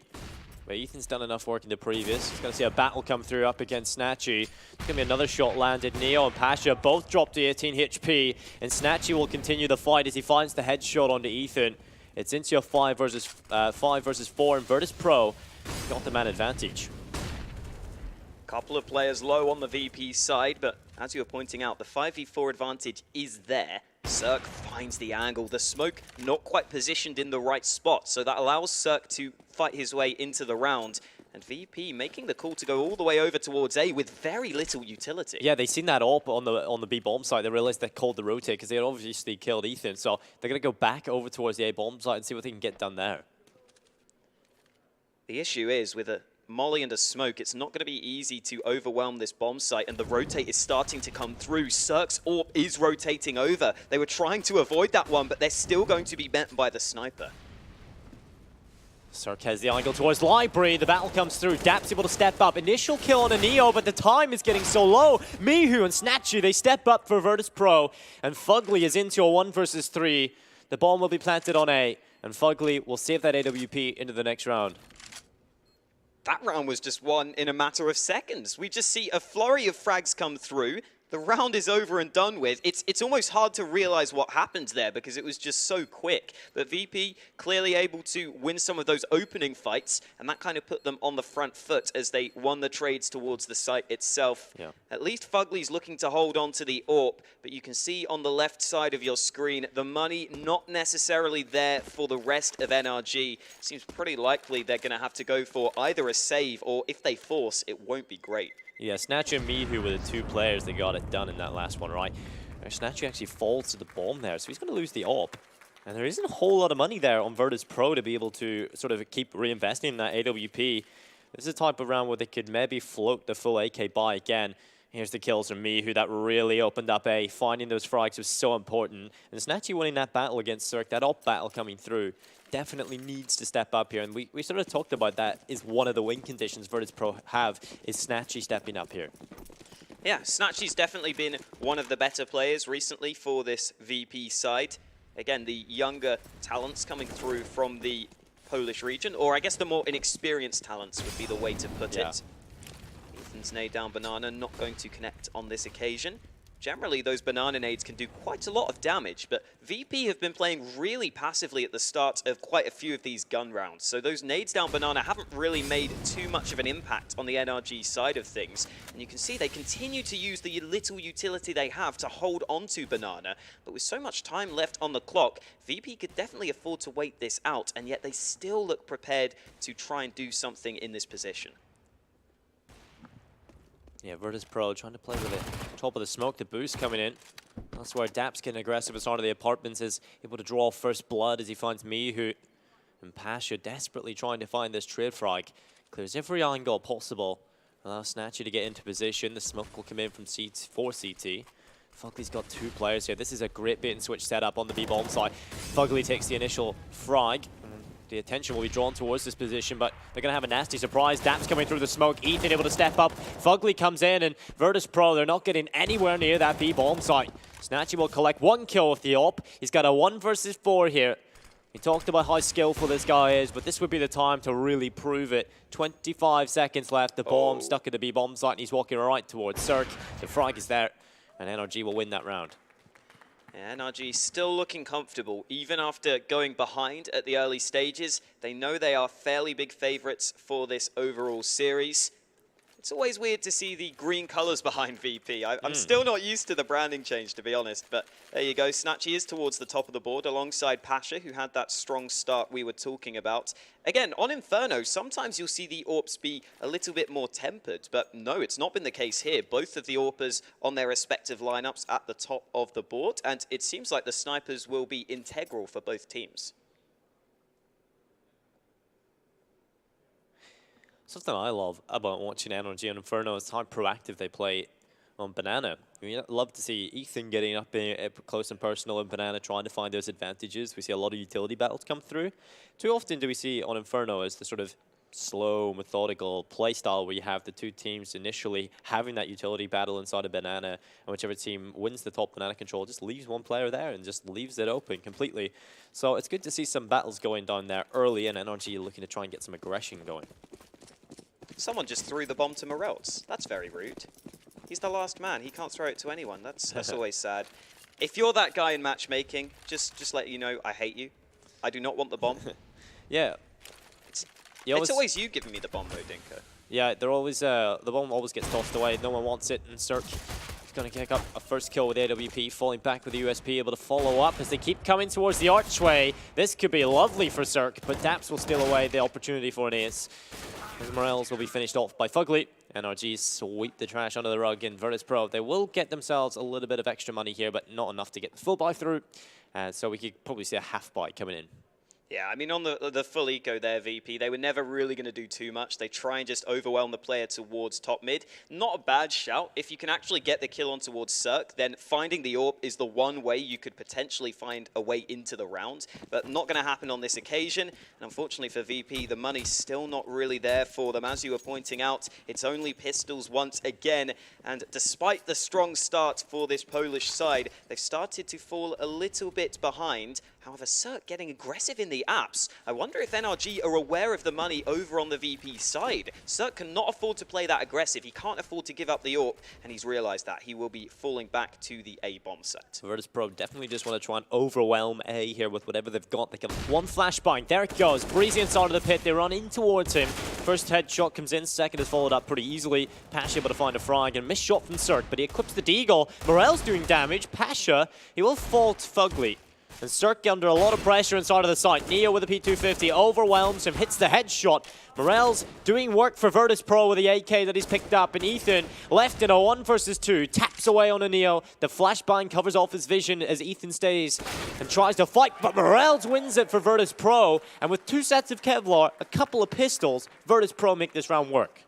Wow, and that's really nice. Again, Morelts has probably been one of the newer players that's been missing for this team. Snatchy has generally done his job well. Mihu has been a solid addition to the side, but Morelts maybe hasn't found his role just yet, and it's always good to see him get a couple of kills, maybe gain that confidence that he needs to really shine. Still, that's a round that NRG should not be losing too often. I mean, the fact they only had 2 players towards A at the start was obviously a part of that, but it did seem they might have misread the opponent's economy economy. And here we go. Ethan loves his aggressive play, pushing down Banana. Yeah, looking for that advantage they needed, of course. Look at their buy. It's suboptimal. And, of course, this buy, if they end up losing to Virtus Pro here, their economy will be down the drain and they will be reset. And Virtus Pro would love that. That would give themselves a nice little bit of a window of opportunity to start building up some round scores.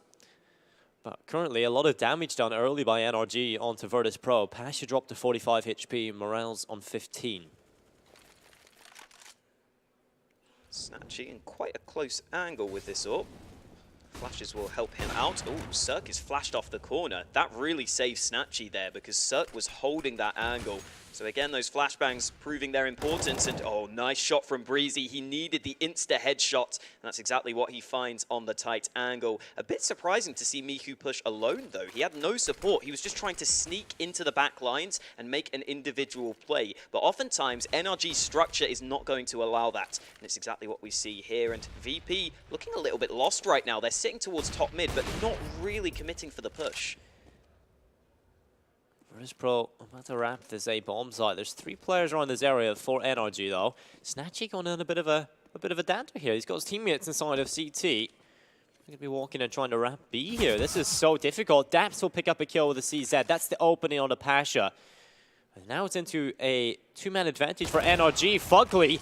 What a kill from Snatchy, what a flick, what a reaction shot, and Fugly finished off. 9 seconds, they need to make the play. Ethan has to go huge, picks up the first, denies the bomb plant, and NRG will answer back.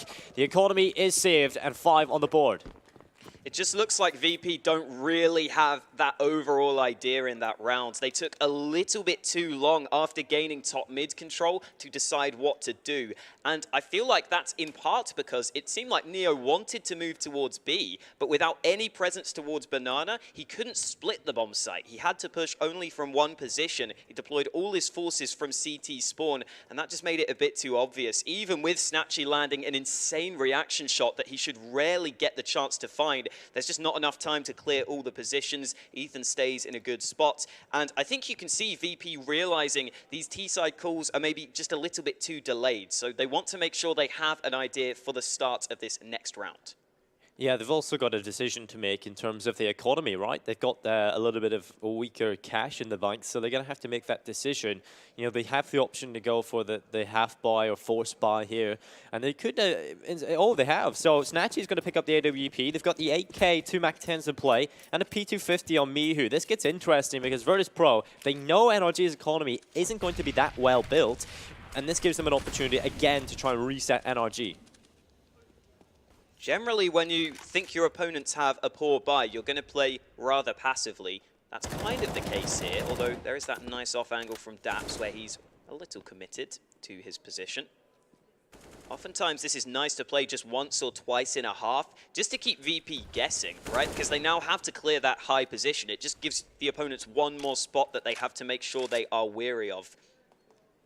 Again, VP going for the slow play. They realize how important this round is. If the Poles lose this one, then NRG could cruise to a comfortable halftime scoreline. The smoke will go up towards A long. We're not going to see any shenanigans with the smoke being body blocked or anything like that, although we may see a boost, and this could definitely work. Start getting boosted up. The problem is, though, 2 players can get caught out in position here. Snatchy's able to pick up the kill on the Daps. It's into a 5 versus 4. 47 seconds left in the clock, and Virtus Pro looking to make the plunge in towards the A bomb site, having really no other options as they've fully committed through. Morales wrapping the site, the bomb is there as well. Kill comes in from Fugly, drop back as a trade comes through on Neo. Breezy inside of the pit, doing a lot of work, but Morales finally shuts him down and now has control of that pit for Virtus Pro. And we've seen how good he is in that area. Fugly biding his time.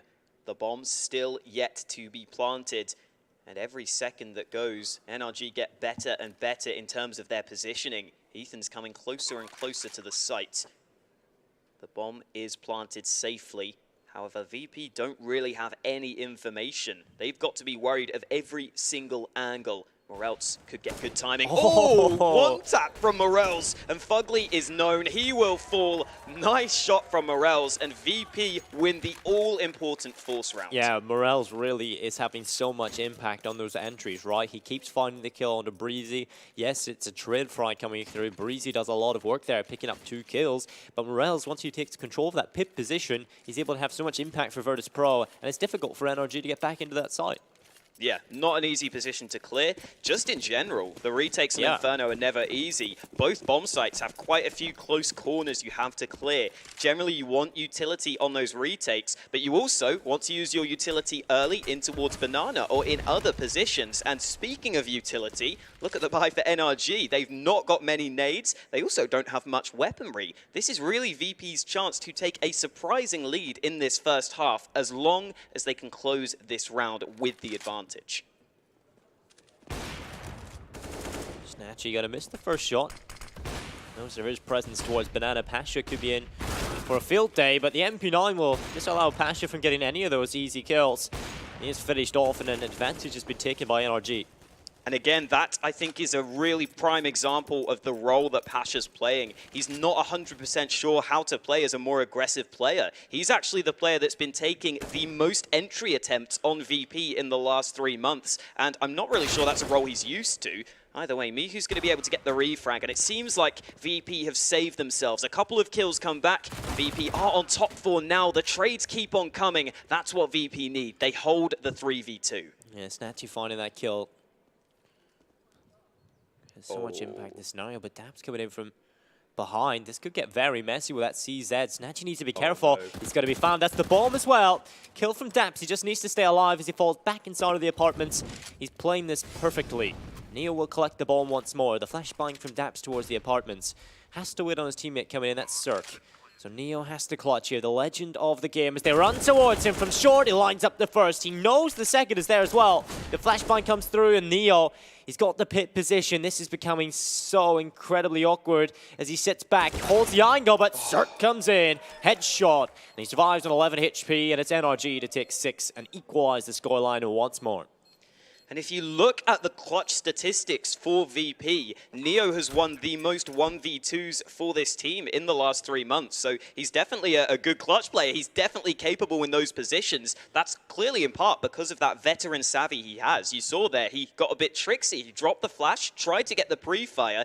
If the player was a bit lower on health, that would have been enough, but not coming through on this occasion. And this is a really hotly contested game right now. Neither side really gaining control. It seems like the other team always just about have enough money to buy, and that continues to be the case. VP scrape another buy. Yeah, when you have close games like this, one of the teams' economy, or both of them, will never have that chance to really grow exponentially, right? So both teams will want to keep buying. They'll both want to try and limit the amount that their opponent can bring into the next round, right? So Virtus Pro, they're going to go for a buy here. Yeah, it's not great, but it definitely still poses a threat. Smoke from Neo deployed early into the round. This could suggest a switch of pace in play for VP. Moving quickly in towards A. Mihu rips off the head of Breezy, and Daps could be in trouble, but they don't clear the corner. Daps only gets the 1 kill. It's into a 3-on-3, and VP in good position. Yeah, still into the 3 versus 3. Pasha will fall back safely to the site. And Snatchy inside of the pit this time has an AK-47 to work with. Ethan comes in from behind. Will assassinate Pasha. Now the advantage lies with NRG as they try and hold on. Snatchy get a little bit more proactive as he runs right through the smoke. Ethan onto the bomb site though. It's all on Snatchy, playing inside of the smoke. And he's going to be found by Fugly, and the kill will come in as NRG will take the lead. I think at this point we'll finally see an eco come in from Virtus Pro. Yeah, definitely we're going to see an eco. I was going to say, you know, they still could float the half buy here, but it's not going to be probably enough to get things done against NRG. But they're doing a very good job here, NRG, at those retakes. Just jumping in the smokes, finding kills with the MP9s. Ethan is looking on form. Well, I mean, it took until around round 14, and oh, hello. It's not going to be the full eco, Dinko. Neo's decided he's got enough for the AK. He's going to try and be the hero in this round. It's never easy when you've not got the nades to back him up, but we'll see if anything can come through. Here comes the fight. Daps already getting aggressive, gets the opening kill, and there's no one there to trade. Yeah, Breezy connecting onto Neo. That's the AK gone. And that's essentially Virtus Pro's chances gone unless they can make this work with the pistols. Oh, that's not a great grenade, is it? Daps just holding the top window. He's done it again. Doesn't know if there's a player close by. So that Molotov will just cover off the stairs so they can't jump up on the balcony, but he will soon realize that the player is towards second middle. Pash going on a bit of a prowl towards the B-bomb site. Gonna chuck that smoke down. That will telegraph there is a player there. And the smoke will cover the vision of the CT, so they're unaware of where Virtus Pro are. They just know there was a player towards B not too long ago, so the play can resume to play through with Virtus Pro still standing a chance of doing damage. Mihu gets an M4. That's always nice. He's also got the Kevlar alongside it. Again, the lack of utility was always going to be the problem. Cirque can just hold that angle all day, every day. Without a nade against him, it's generally going to be easy for Cirque, although that flick was a little too much to ask for. Pasha goes back to get the rifle. There's a player rotating over, and I don't think Pasha's going to realize. Oh, Ethan gives away his position. That was a little bit strange, but he still follows it up with the wall bang. And NRG have wrestled control of Inferno, but it took them quite a while. And with 6 rounds on the T side already, potential for a 7th, this isn't too bad for VP. This is where the problem lies, right? You know, that last round where Neo bought the AK, he would have actually had money to get an AK into this one. They would have had a full buy, but this time only has the Tech 9. So this is going to be definitely not optimal for Virtus Pro, but it's still a pretty solid buy coming into the last round of the half. They can definitely make this work for an 8-7. And NRG, they are definitely in control, Alex. Cirque is playing well here. You know, he had yesterday, when they were going up against Liquid here in Inferno, didn't have the space to work with, but he's kind of forcing himself into space, being very dynamic, rotating across the map, finding the kills. I was just watching the player cam, and Pasha looked absolutely disgusted when he took that nade to the face. I don't know why. He was just so annoyed. Yeah, I feel like that's happened so many times, though. Yeah. It is very frustrating when you run out of spawn, and a grenade lands right on top of you and drops you immediately. Oh. Again, it's the same angle from Yeah. Cirque. You've got to be prepared for that. You've got to be able to flash him off it. He's even going to go for the reface. Nearly gets the opportunity again, but Neo is able to get to cover, and Neo recovers himself an AWP. So the fact that he only had the Tech 9 won't be a massive factor in this round, but Cirque has repositioned. Cirque out towards long, very scary player to walk towards, misses the shot, so falls back, looks for a little bit more, but again, the second miss comes in, but he bits him into the crosshairs of Breezy, who holds the pit instead, and he looks for a little bit more, he gets one. Mihu will finally find the trade inside of the pit, nothing more can be done. Cirque will take the kill, and NRG will take the half 9-6. So the worry for Virtus Pro is, sure, that half looks kind of close, but you also have to remember they took the 3-0 lead at the start. So into the gun rounds, NRG generally had control, and if they can keep that up into the second half, it seems like NRG have really started to find their form. Yeah, the rounds that Virtus Pro won as well were very sporadic. They weren't winning a round and then winning one after another. Those first 3, yeah, they were the only ones that they won consistently. And when it came into it was just, okay, NRG's economy is still not built. We'll try and force buy here. We'll get the round win. Then we'll lose 2 more and then win 1, lose 1, win 1. You know, it's been very inconsistent in that respect, and they haven't really been able to chime them together. So Virtus Pro, yeah, they get 6. That's enough. And moving on to the CT side, they're going to need a good start.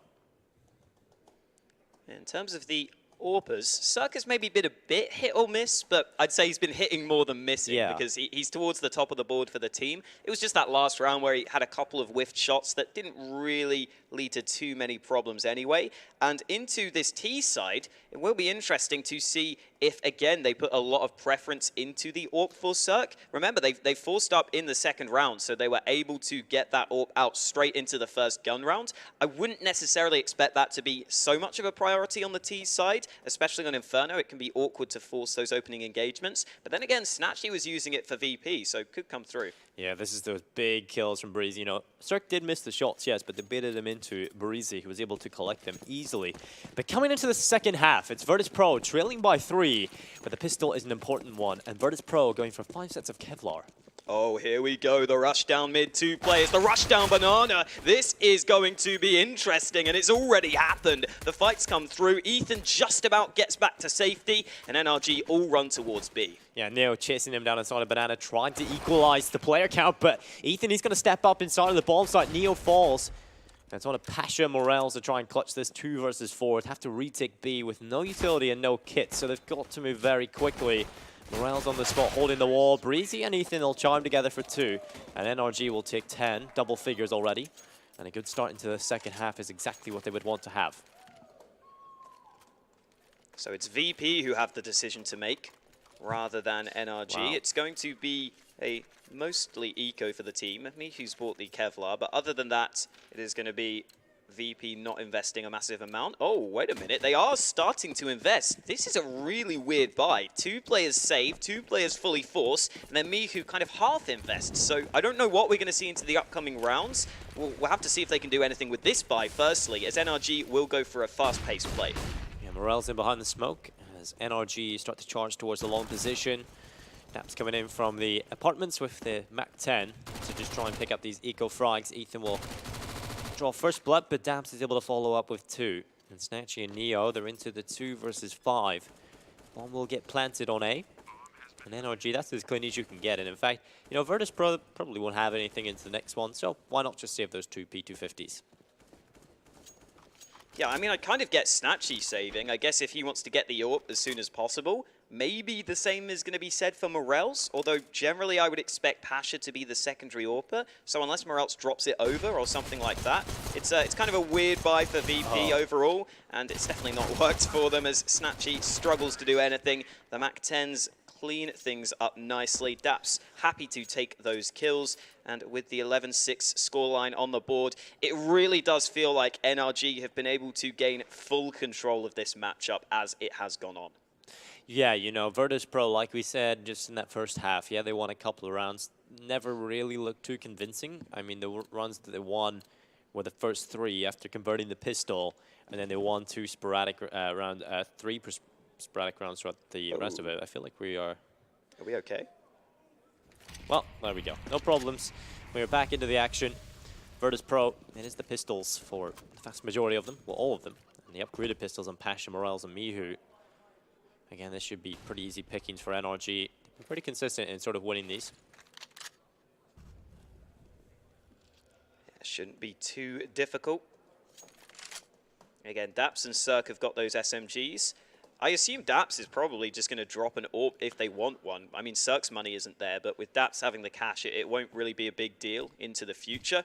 We've got a little bit of a stack for Virtus Pro. NRG should just use their nades, though, in towards top mid. That will likely kind of bypass any players over on the other side of things, and you can already see Cirque clearing in towards short. A single flashbang's been popped over the top, and Ethan has been dealt with. A second frag foul to the site, and it's starting to get a little dicey, but there we go. Cirque's MAC-10 chimes in with a couple of kills. Yeah, last player, Neo, coming in from the bottom of middle.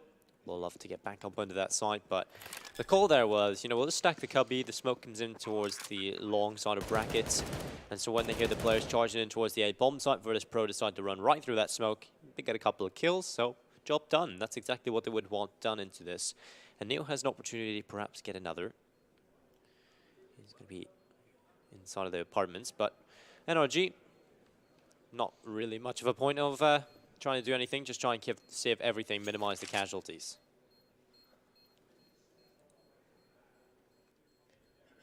Kind of that point of the game where nothing's likely to happen. Neo's going to try and cause some issues. He could just do some damage and try and let them die to the bomb. Neo not really able to do so. Breezy sticks around and he nearly dies to the bomb there. Neo trying his best to cause some slight bit of economic worry for NRG, but it doesn't necessarily come through on this occasion. Good effort though, that's basically all you can do. And yes, it is going to be the buy for VP. It's almost now or never for this team. 6 rounds behind, it's a 12-6 scoreline, and I think it's fair to say this is almost a must-win round. Double up setup coming out for Virtus Pro. Snatchy and Pasha rocking him. Like you said, Pasha was the AWPer previous for Virtus Pro. They used to toss it around, but Pasha was a man that picked it up quite a lot for Virtus Pro. But they brought Snatchy in, he's the main AWPer, but they've got that potential with Pasha now to have that double up setup. And look at how well prepared NRG were for these AWPs. An instant nade in towards top mid. If Pasha was a little bit further forwards, it would have done a lot of damage on towards him.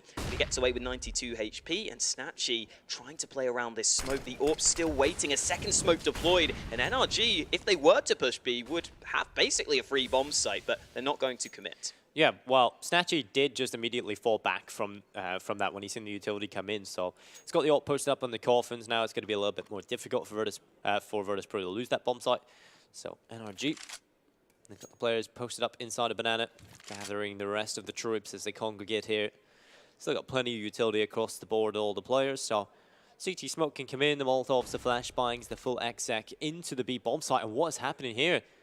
They've obviously pulled Snatchy away from that angle into a more passive one inside of CT. He'll gather the info, but no one from Virtus Pro is really close enough to make a big rotate. But finally, just in the nick of time, Neo coming over. AWP from Snatchy is going to peek out for the first kill, looks for the follow-up. They're running towards him. He lines them up. He gets one. And it's into a 3 versus 5. Virtus Pro, they've got the 2-man advantage. Neo's boosted up. This is the bomb gone. NRG have got to commit to the site, and Neo makes it a second. That's this round over. Daps is just going through the smoke. He could cause some problems. He could get a kill or two, and that's what all his aim is at this point. He's going to move forwards, and oh, Mihu finds the dink. Daps finds the headshot in reply. No way to get towards A, as Morelts has got the cross cut off. The interesting thing there was that if NRG just went for a standard round where they did the smoke to CT and they did the smoke to coffins, I think they would have been fine. But the smoke just took way too long to get into position. They tried to push beforehand. The AWP was holding the angle. Maybe that's something they slightly overlooked because Pasha's AWP was over towards A. But look at how easy this is for Snatchy. He's just going in and out, taking shots all day long, and it gives VP an early lead. Yeah, Snatchy just keeps re-peeking, you know, and luckily for him at that point, he was able to do that only because Neo rotated over just the right time. You know, you've seen Snatchy fall back to the more passive angle, goes towards this CT position again to try and gather the early info, the early pick. Neo comes over just right in the nick of time, and they're able to double up 2 kills each across the board and eliminate NRG. Ooh, the same again from VP. Snatchy alone on the B bomb site. Maybe this is something that VP have looked into NRG's play. Maybe they think that NRG go towards the A site more often, because giving up banana like this is not common for many teams on their CT side. A lot of teams put a lot of presence into gaining that banana control, but VP would rather stack towards A. Pasha looking over the top of the smoke. The boost that's coming pretty consistent. They've actually hit the player on the boost. Neo's been dropped to 1 HP. So excellent start from NRG. Would have loved the kill, but only 1 health point away from grabbing that. And instead, they will begin to relocate themselves towards Banana, where the 1 man is waiting. That Snatchy towards the coffins. You know, 1 smoke or a Molotov can neutralize him and instantly give the bomb site to NRG. Neo isn't here this time, so Snatchy playing the sort of advanced angle on the coffins. You know, he has that right side. He's looking for the AWP kill, but the flashbang's in. There's the smoke that neutralizes him. You know, through the Molotov, hoping to delay further. He's actually going to push this, or it was about to, but decides to fall back. And Virtus Pro, they've got to retake this B bomb site up against NRG.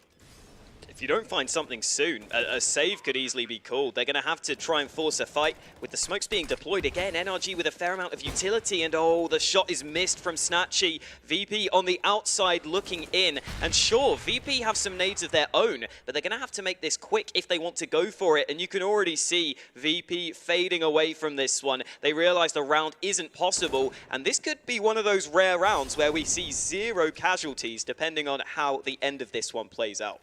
Yeah, Snatchy really needed to find at least 1 kill there, right, to make it possible. At this point, it's just trying to deal with damage control. Pasha finding the frag on the Daps, then we'll back away. And NRG, that's as easy as it can get, really. You know, you take the bomb site, just a simple execute, and perhaps Virtus Pro will then adapt instead of just leaving Snatchy in that really passive angle where they don't gather the info. And that's basically what we should have seen happen in the earlier round, right? It was just a much more concise push from NRG. They were actually pushing as a team. The smokes were well timed on this occasion, so Snatchy unable to do anything on the solo B hold. And as long as NRG go for that smoke execute at the right time, as long as there's a bit more togetherness, it was always going to be easy for them to overwhelm the 1 man or just stop him from being able to fight at all. And it is still the double up setup for VP.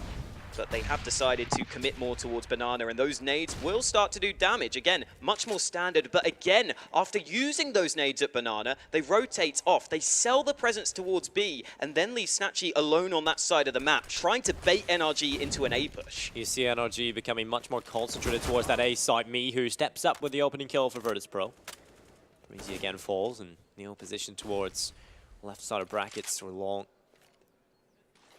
Just re-smoke, trying to delay NRG further. rest of Virtus Pro have rotated over towards the A bomb site and have a heavy concentration of defense inside of that pit area. Flashbang goes over the top. That'll force Neo away from the archway and gives much more space for NRG to work with. Fugly would drop the smoke inside of the library. I'll cover off vision there for Neo was to rotate around, and this is going to be a commit into the A site. Fugly walks through. Morel's inside of the pit. Again, finding success as he picks up the double. Neo inside the middle, spots the players there, and this is so bad from NRG. I mean, it just looks disjointed. They looked so lost in that round. Like, there's 2 players pushing A, there's 2 players sitting back at mid. I assumed that the call was going to be a B split after seeing that, but they commit a bit too much towards the A site. I do like the idea from VP, though, almost starting to play mind games with the fact, hey, we know we've lost B. We're going to pretend we're stacking over towards Banana. We're going to put the nades down Banana, and then just put the rest of our players over towards the A site, knowing that NRG would likely try to take advantage of that. So Neo may be 1 step ahead of the in-game leader front of things in that round, and it allows VP to keep themselves going. That is a 13-8 lead for NRG. Still rather one-sided, but still doable for VP, especially if they could break the bank of NRG. And with a tactical pause, I think NRG's bank is probably close to being broken. Yeah, tactical pause comes in, right? And these rounds have been pretty close in terms of kills sometimes. Obviously with that round where NRG kept 5 alive, but they didn't do all that much damage to Virtus Pro. And so keeping it close, Virtus Pro have come into this one. NRG's buy likely to be, you know, suboptimal, but they don't want to allow Virtus Pro back into this mentally because that would be a big factor. NRG want to try and just take the pause, cam, and come up with an idea, and they've gone for the buy here, Alex. Flashes down Banana, Mihu barreling forwards, only gets 1 kill for his troubles before Ethan puts him to bed with the P250. Ethan is continuing to go forwards, he wants that rifle, and he has been able to recover it. Neo hears the reload, but doesn't get the timing right. Ethan seems to have got away safely, and he goes for more! A second frag found from Ethan, and the aggression gives his team the lead. Yeah, Ethan really making a difference there. Obviously having the weaker weapon area, they have to find some sort of advantage, and he actually does damage there onto Neo as well, so he could have actually picked up another kill. Ethan definitely the MVP currently for NRG into this round. Cirque can hit that shot very quickly onto Pasha. Puts Neo and Morels in a very, very difficult position indeed. They've got to hold on to the A bomb site. It's only Morels here. He's done a stellar job so far, but only from the pits. This time he has to step up from the site itself. He gets the 1 kill. Breezy will eliminate him quickly, and it's Neo 1 versus 3 with an AWP, so best save that. And Virtus Pro, you know, they still have money left over even if they lose this, so having that AWP, that'll just buffer it slightly.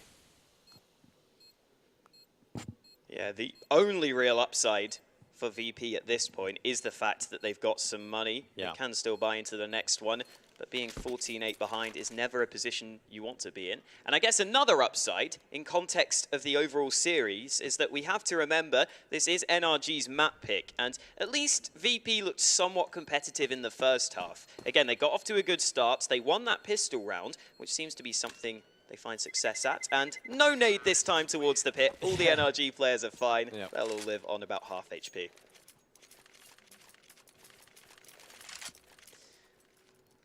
So coming into Virtus Pro, they've got the AWP on Snatchy. That'll get tossed over thanks to Neo.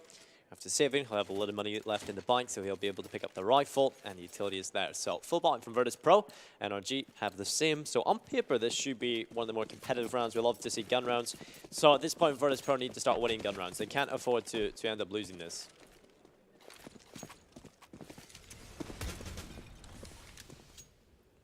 Should see a fairly slow start to this round again. If VP lose this, it's going to be over. And the pre-fire from Breezy is going to open things up. He's generally not one of the most aggressive players on the team, but in this round, he takes matters into his own hands, opening up the A side of things. And that will force VP to respond in some sort of way. When you've got 4 CTs left on Inferno, you oftentimes have to leave one area of the map weak.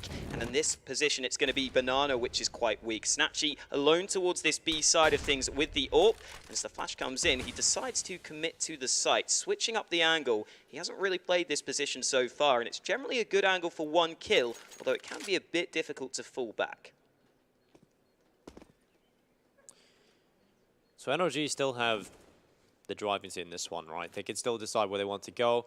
Snatchy having the AWP here, like you said, he's getting much more proactive though. Looking to try and gather the info, but eventually will fall back again. NRG congregating towards Banana. This telegraphs that it's going to be a commit into the B bomb site eventually. Virtus.pro, they've only got the one player here, and it is Snatchy. We've seen him pick up a kill or two. This is a perfect gap for him to play with, though. 30 seconds left, the tension rising. Snatchy doesn't pull the trigger, they're up close. Oh, hello, Snatchy, what are you doing in the smoke? He body blocks him, what? It's a double from Snatchy. How the hell has he pulled that off? Using the AWP as a shotgun, and VP may still be in this round, but it's not going to be an easy retake. No scope, double headshot. Ethan's going to pick up a kill on a Pasha, and it's into a 2 versus 3.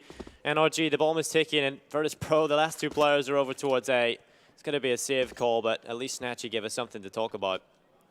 Having a little bit of fun, wasn't he? Just getting into the smoke. I feel like that's actually a really good decision as well. You know, if he falls back to the bomb site, he's not going to be in a nice position at all. He'll get killed immediately. So going inside of that smoke, he's actually able to make it work. And here we get to see a replay. There we go. That was just excellent. No scope headshot. He comes into vision, and he gets the lucky shot in behind as well. At least he can. I mean, obviously, Virtus.pro is still in a very sticky situation, though.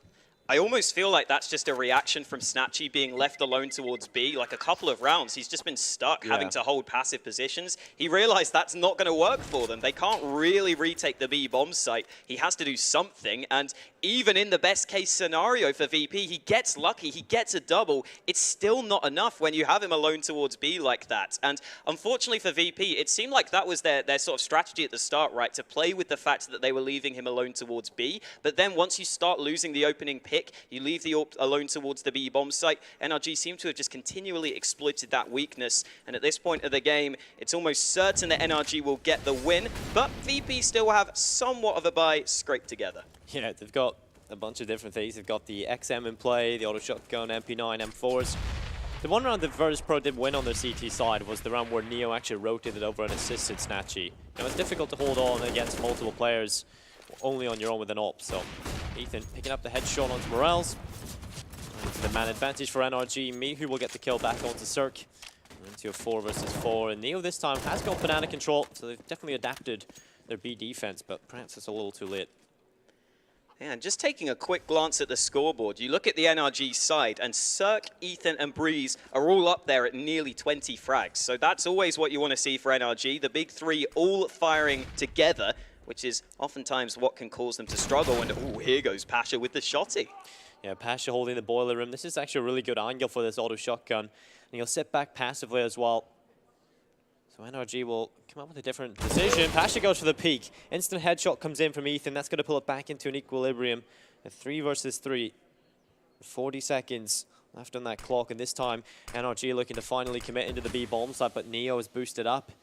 He's got this boost position, and this is so strong. A lot of teams don't actually check this, but NRG got to sell the fake. They got to come back towards A. This is great for Virtus.pro. They have two players here in a nice crossfire angle. Mihu takes the initial fight, drops 2 players, and the third. What a triple from Mihu. And Virtus.pro will get themselves another round, and they stay alive by the skin of their teeth. Very clean kills there from Mihu. Made it look easy, just dispatching of every single player. Again, VP still somewhat alive here.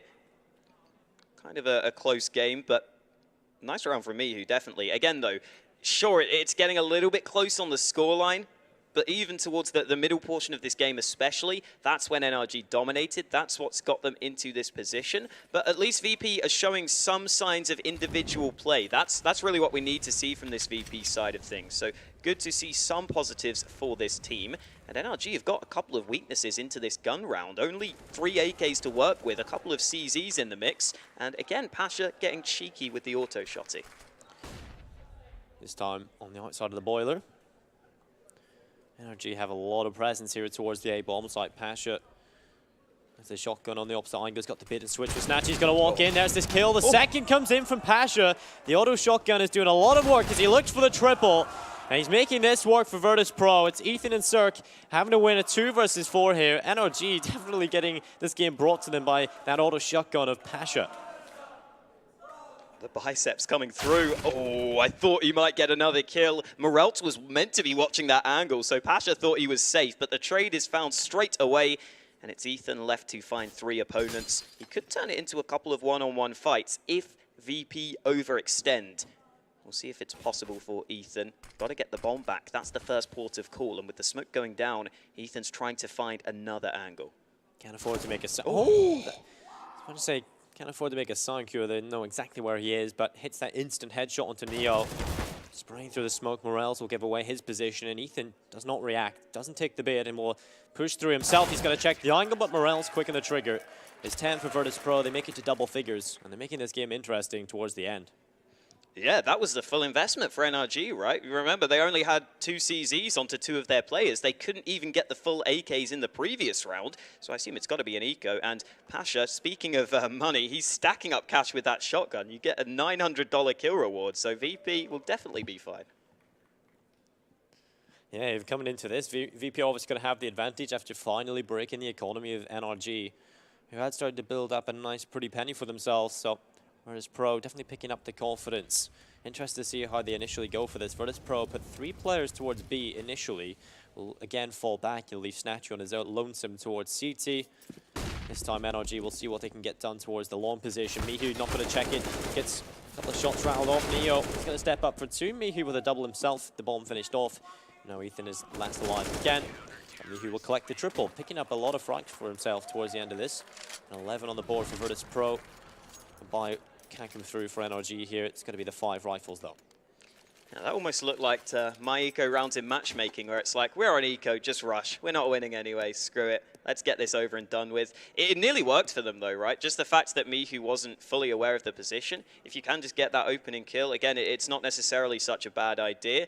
And it is a VP tactical pause, interestingly enough, into the next gun round. They've got themselves a slight advantage, I think, just in terms of the fact that NRG's money may be a little lacking, and obviously VP are fully buying until the end right now. They lose 1 round and they're done, so they are investing everything they've got into every single round.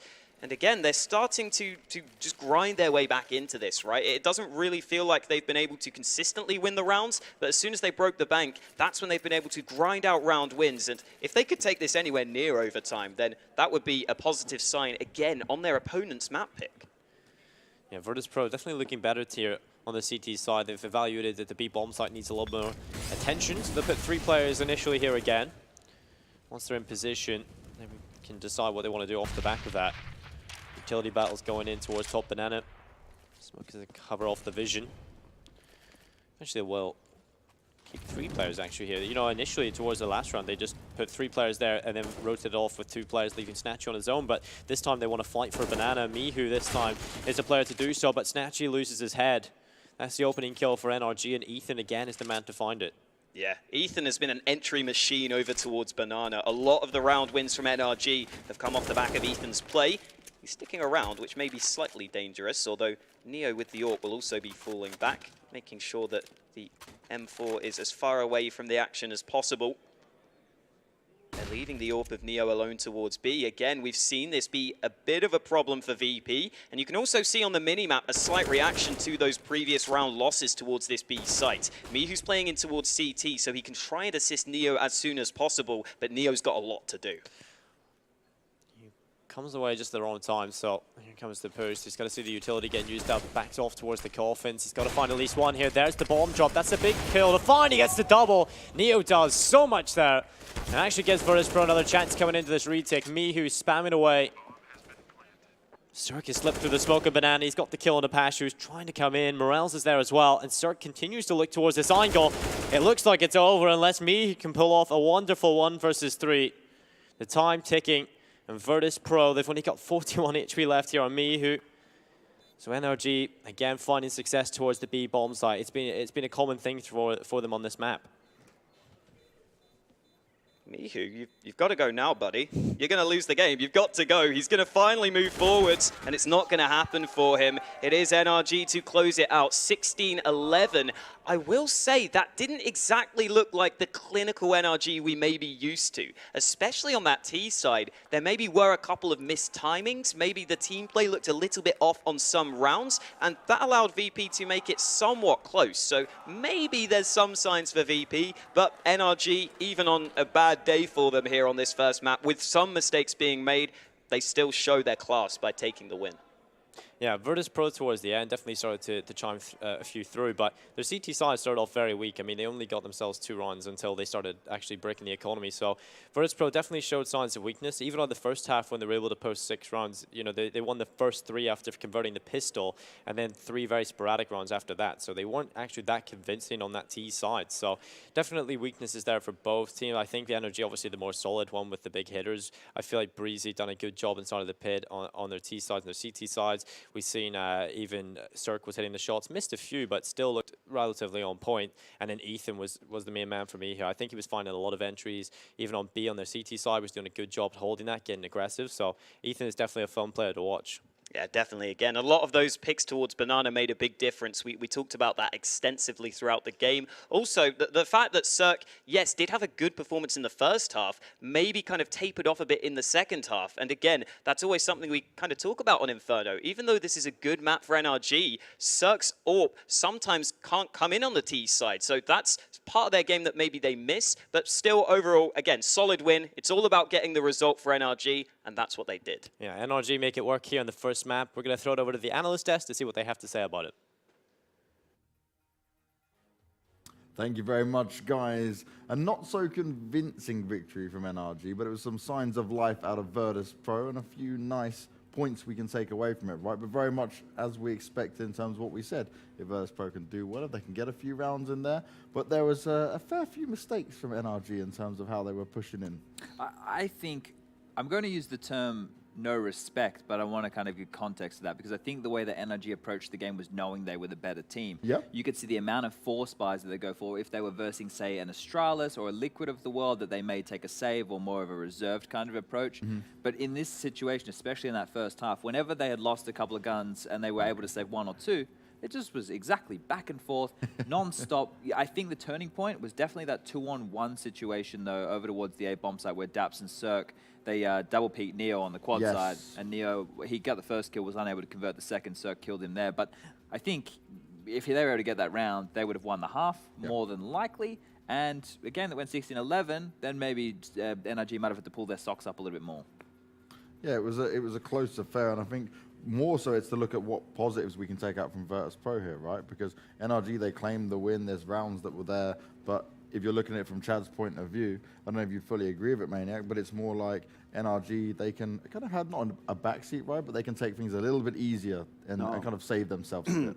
I mean, I agree with Chad, right? And also, if you think about what rounds, I mean, where Virtus Pro did win rounds, that was mostly at the beginning of the game. They won the pistol round of the first half, and then they had some sort of a comeback at the end. And you can always argue that, you know, maybe NRG have, you know, they're there. They're going to win the game. So maybe 1 round or 2 just slip away where it shouldn't happen. It never seemed to me that NRG was in any danger that game. I never thought that VP really had a shot at the map. But yeah, good signs for VP. I think they had interesting gamble on the CT side. You know, they have an understanding that sometimes you can't cover both bomb sides, so you have to make a choice, and that's encouraging. I think there are teams who don't do that, and that's a mistake. So in that sense, good from VP. Also, I like the fact that they didn't give up. They could have at some point. You know, it seemed like Energy was running away from it. They kept fighting for it. That's good going on to the second map. But yeah, I don't think it was as close as the score would say. NRG were still in control. I think as well, if you look at this game and you look at NRG's rounds, within that first half, they had 1 round which I would consider a gimme, you know, like pretty much a full eco kind of situation that you should be taken away from them. And in the second half, they only had 1 as well, and that's the one where they pushed Archway and Mihu, got 3 kills from over towards mini pit area. And those are 2 rounds of the entire game that I would go, yeah, okay, well, they're definitely VPs. They 100% shouldn't be contested rounds. The rest of them, like I'm talking about with all the force buys, it was just nonsense, right? There was some really good moments from individuals here like this to bring them back into the game. The shotgun from Pasha, obviously in the late stages. But this is good because this attests to a bit of flair being shown, right? Having to work with what you've got. And that's what CSGO, in my opinion, is about nowadays because every round is almost competitive. Almost every weapon is viable in a certain situation. Sure, you might need the stars to align perfectly, pigs to fly, and it to be a blue moon. But there are occasions where weapons can all, especially like the shotgun in that scenario, can come in handy and can win you around. That's what we saw happen in that scenario. So if they're starting to trend in that direction, they're using all of the facets of the game to their ability, then that's a good sign for VP because it means they're not playing like an old version of CS. They're trying to play the modern Counter-Strike, which is a lot scrappier unless you're the Astralises of the world, and then you make it look like that beautiful CS.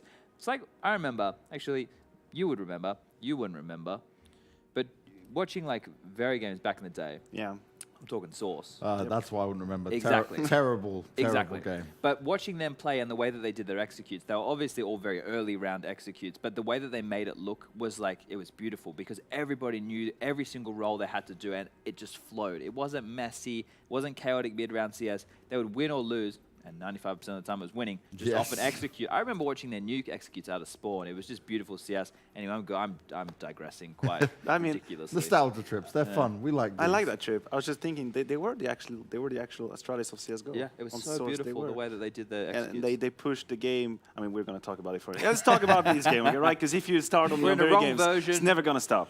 Bearing in mind, I CSGO. completely hate that version. I still know that dominant era in full force, so I can agree with what you were saying there, Chad. But moving on into map 2, as we see the stats go across the board of how these players went, and okay, we've seen it already. We know how well these guys do.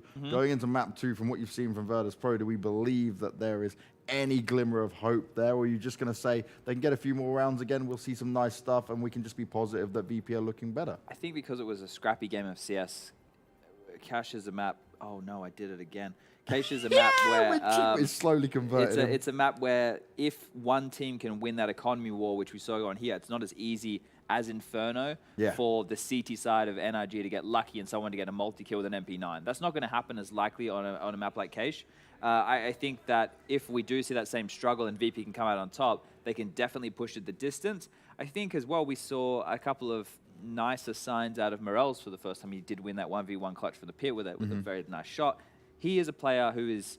They can't be bringing a support player into this team. That's all I'm going to say, right? So he needs to show us, if he plays well in practice, which we don't know, we don't get to practice against him, he needs to live up to that potential when they actually play tournaments, because they need that third player to be stepping up time and time again. I'm not saying that Pasha and Neo can't do it. They've already proven in this tournament they can.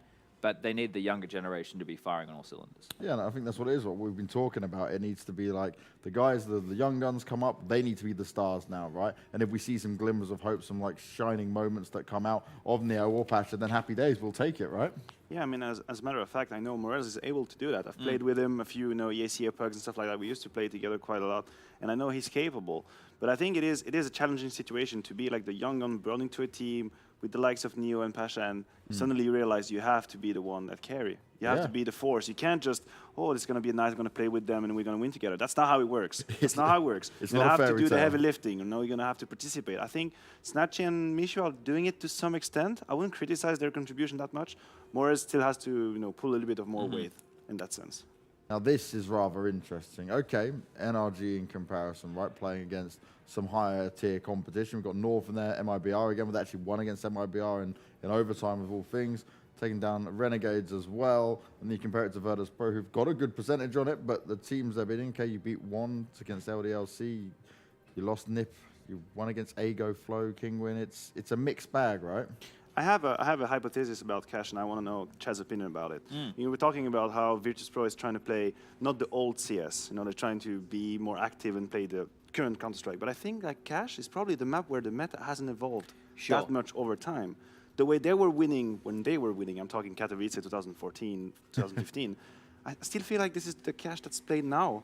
So maybe in that sense, they know how it's still done. Sure. It hasn't evolved so much. Yeah, it's very default heavy. The executes haven't changed a whole lot. If I just see them do the crisscross smokes mid-late rounds, I'm going to be frustrated. Because I remember watching a game and they did it. I'm like, what were you boys expecting to happen here? It's such a telegraph play for a late round scenario. Yeah. One stat we did see come up there when we had the AWPA head-to-head was that Snatchy had 13 kills out of his 15 total with the AWP. So that's a big factor going into the second map. How much are they going to be able to get him the AWP, and is he going to have the same level of impact if he doesn't have the big green? So we have to keep our eye on that one. I feel like the team is making an economical effort for him to have the AWP. Yeah. He always has it. So either he has a Swiss account bank, Swiss bank account that I don't know about, or everyone is pitching in so that Snatchy has the AWP. Because even when they do like 1-1 army, preferably that's going to be Snatchy with an AWP. Yeah, we literally, out of all the games we've seen from VP, we saw Pasha pick it up twice on Nuke, and then after that, he even bowed down and was like, yep, Snatchy, have it back. We're going to take this and rock it from there. Yeah, I think there's certain maps where they can definitely run a very potent double AWP setup, but because of the way that, I guess, Pash uses the AWP, it's more of a turret, more of a stationary type, where Snatchy is going to be the guy going out there, going for the frags, trying to open up the round. So if they need it on the CT side more so, I think that's where we will see that double AWP setup come out. This is a perfect map for that, actually. Yes. So do we think that NRG is now still going to walk away with this? Are we sticking to our guns on it? Because from what we saw there, VP, yeah, okay, it looks good, but you just see, I don't care what the percentage says, I don't care what the stats say, NRG are still playing a better level of CS. Like I said when we kicked this off, I think that NRG played like no respect CS in the sense of they were taking it to them because they know they're better. I think they're going to continue that mindset. Maybe respect them in certain environments a little bit more because you can see that game, they got pushed to a decent scoreline. And when they took that eco, they went, well, we better take an eco, get full guns up and do an execute. They made some questionable decisions. We did critique one of their rounds where it was like, it felt like they were trying to do an A split, but then they went to go back to B and it was just very disjointed. So maybe a bit of miscommunication going on there. Those are the things that VP need to hope amplify. Yeah. But otherwise, it still has to be NRG here as the favorite easily. Easy peasy. All right, well, let's see if NRG get it done. It's time to go to a break. It's time to get us ready for the next map. And the questions are going to be, is it going to be a 2-0 for NRG, or can Virtus Pro give them and their fans a little bit of hope? We're going to find out. And when you come back, you'll have Dinko and Hawker bringing you the rest of the action.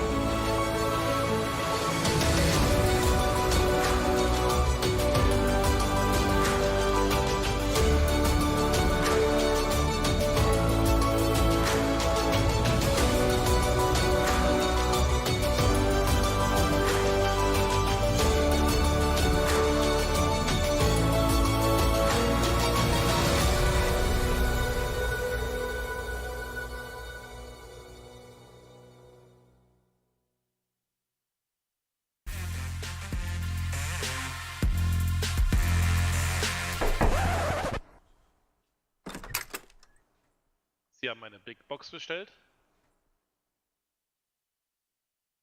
Vati, wer war das? Das war irgend so ein hässlicher Typ, Mann. Riesengroß war der auch. Hässlicher Typ? Ich mag keine hässlichen Typen. Ich auch nicht, ey. Was ist denn das? Ich glaube, das ist so eine Big Box bei runtime.gg. Vielleicht sollten wir das Unboxing-Video machen.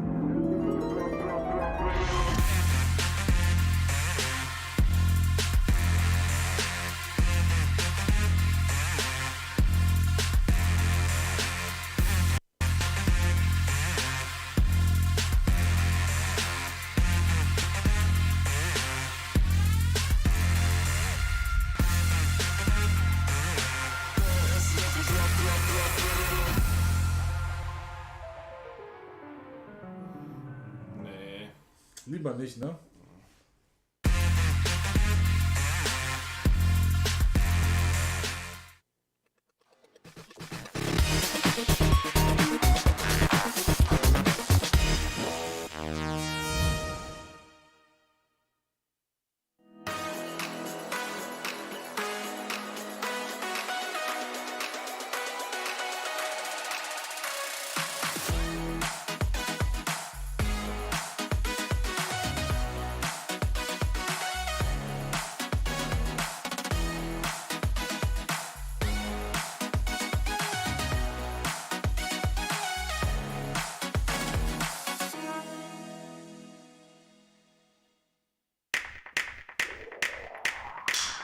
Banks have failed to move with the times, but we don't need them.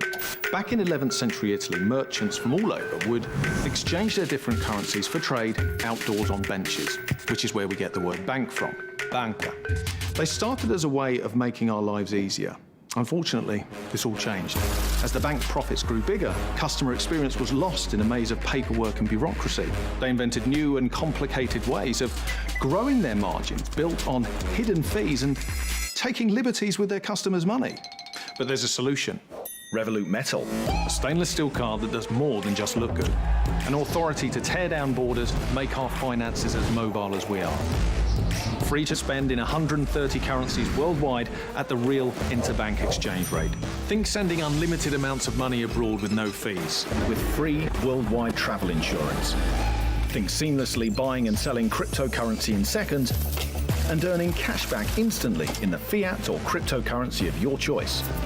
Access to 24/7 concierge from your phone to book what you want when you need it.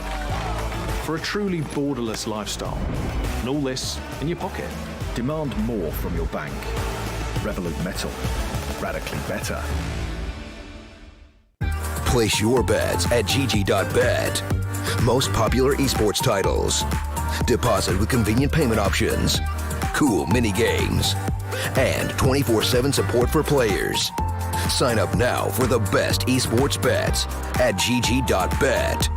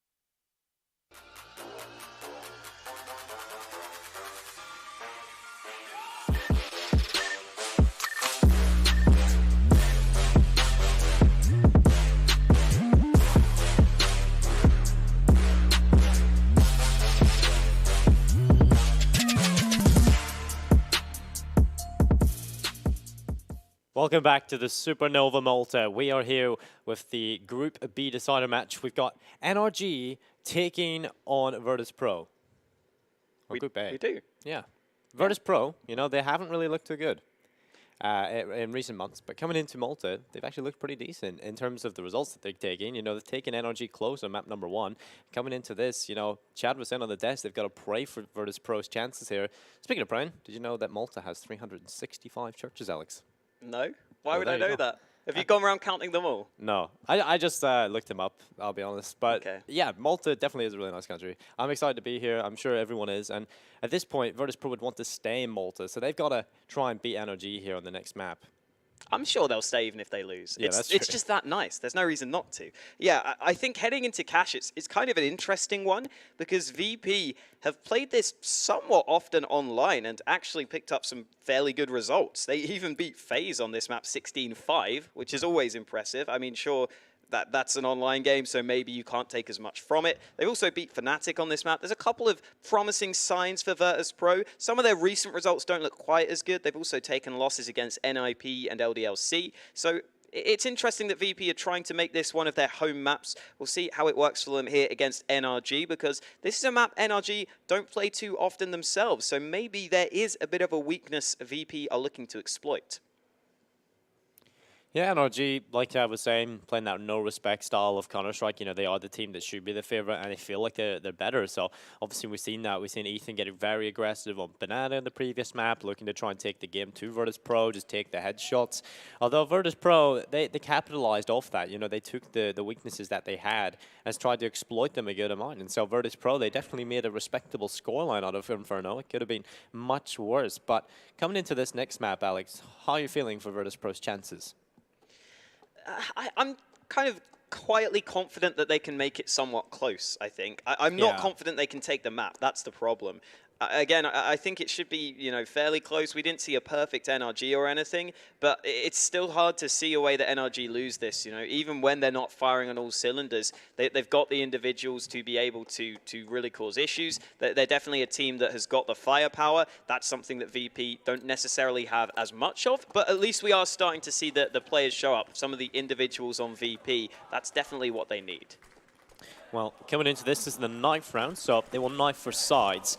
One of these teams will get to choose, the winner of the 9th round gets to choose which side they want to start on. So generally on Cash, I feel like it doesn't matter as much. I feel like Cash is definitely one of those maps that you can have a pretty good half on either side. So seeing it's going in favor of NRG currently, and Snatchy's finished off, so they will get to choose which side they want to start on. Obviously, another point of discussion is those two AWPers. Cirque very much involved in that first map, as was Snatchy. Again, almost all his kills came on the AWP, as we mentioned. So that's clearly another important part of Virtus Pro's play style. They want to make sure they get that AWP into the hands of Snatchy as soon as possible. And on Cash, there's a fair amount of chance for him to have some freedom with that AWP, I guess. He definitely can maybe use it a bit more than Inferno on the T side. There's a chance for him to force some entries. Obviously, mid control on Cash can be quite hotly contested, so definitely opportunities. What I'm looking forward to is to see if Cirque can hit some nut shots and going up against Snatchy. I mean, I want to see that ult battle come through. We've seen Cirque in the previous, you know, he was missing a few shots, took a while to warm up, but ultimately he was doing his job perfectly fine, you know, working with Breezy, finding the kills needed. Snatchy, you know, he had some big rounds. I mean, on that CT side, remembering back to the sort of the no-scope double headshot coming in. And so that was awesome to see. But coming into this map, it's Cash and NRG are on the T side. They got a smoke and a flash on Daps, the rest of them with Kevlar, and Kevlar on Virtus Pro all across the board. VP, one of the few teams that still has most of their players using P2000s. Not really a big difference between the two pistols. Obviously, the silencer is probably the main difference, if anything. A few more bullets in the P2000 overall, which can be something that makes a difference. At this level, though, generally you're just looking for the headshots anyway. And a slow start to this pistol round. Nothing really happening. Again, no defuse kit for VP, so they will be looking to hold the sights themselves. And finally, the first shot has been fired. It's Neo to take the opening engagement. Yeah, Neo, just sitting back in the sandbags, has Mihu and Pasha relatively close if he needs the assistance. Headshot from Mihu could have come in, but unable to land that shot, and in fact does a little bit of damage onto Breezy, who's dropped to 83 HP. NRG have taken very little damage, but enough to sort of weaken them and soften them up a little bit for these P2000s and USPs. But NRG gathering their troops towards B, along with the bomb, leaving two players a little more conservative inside of middle, but they will eventually come there as well. Snatchy holding. Ooh, insta headshot. Looks for the second, but Ethan is too quick on the trigger. So the B side under pressure as Ethan keeps going, but that's the bomb dropped. This is going to be slowed down tremendously, and yet still NRG winning the trades. Breezy holding in towards mid, and that bomb is about to get towards B. Yeah, NRG just tapping away, trying to land these headshots with that P250 as Breezy taps away towards C connector. They run back in here, Virtus Pro. There's only two of them alive. Daps back in the ninja corner. He has got that Glock in his hand, but he runs over to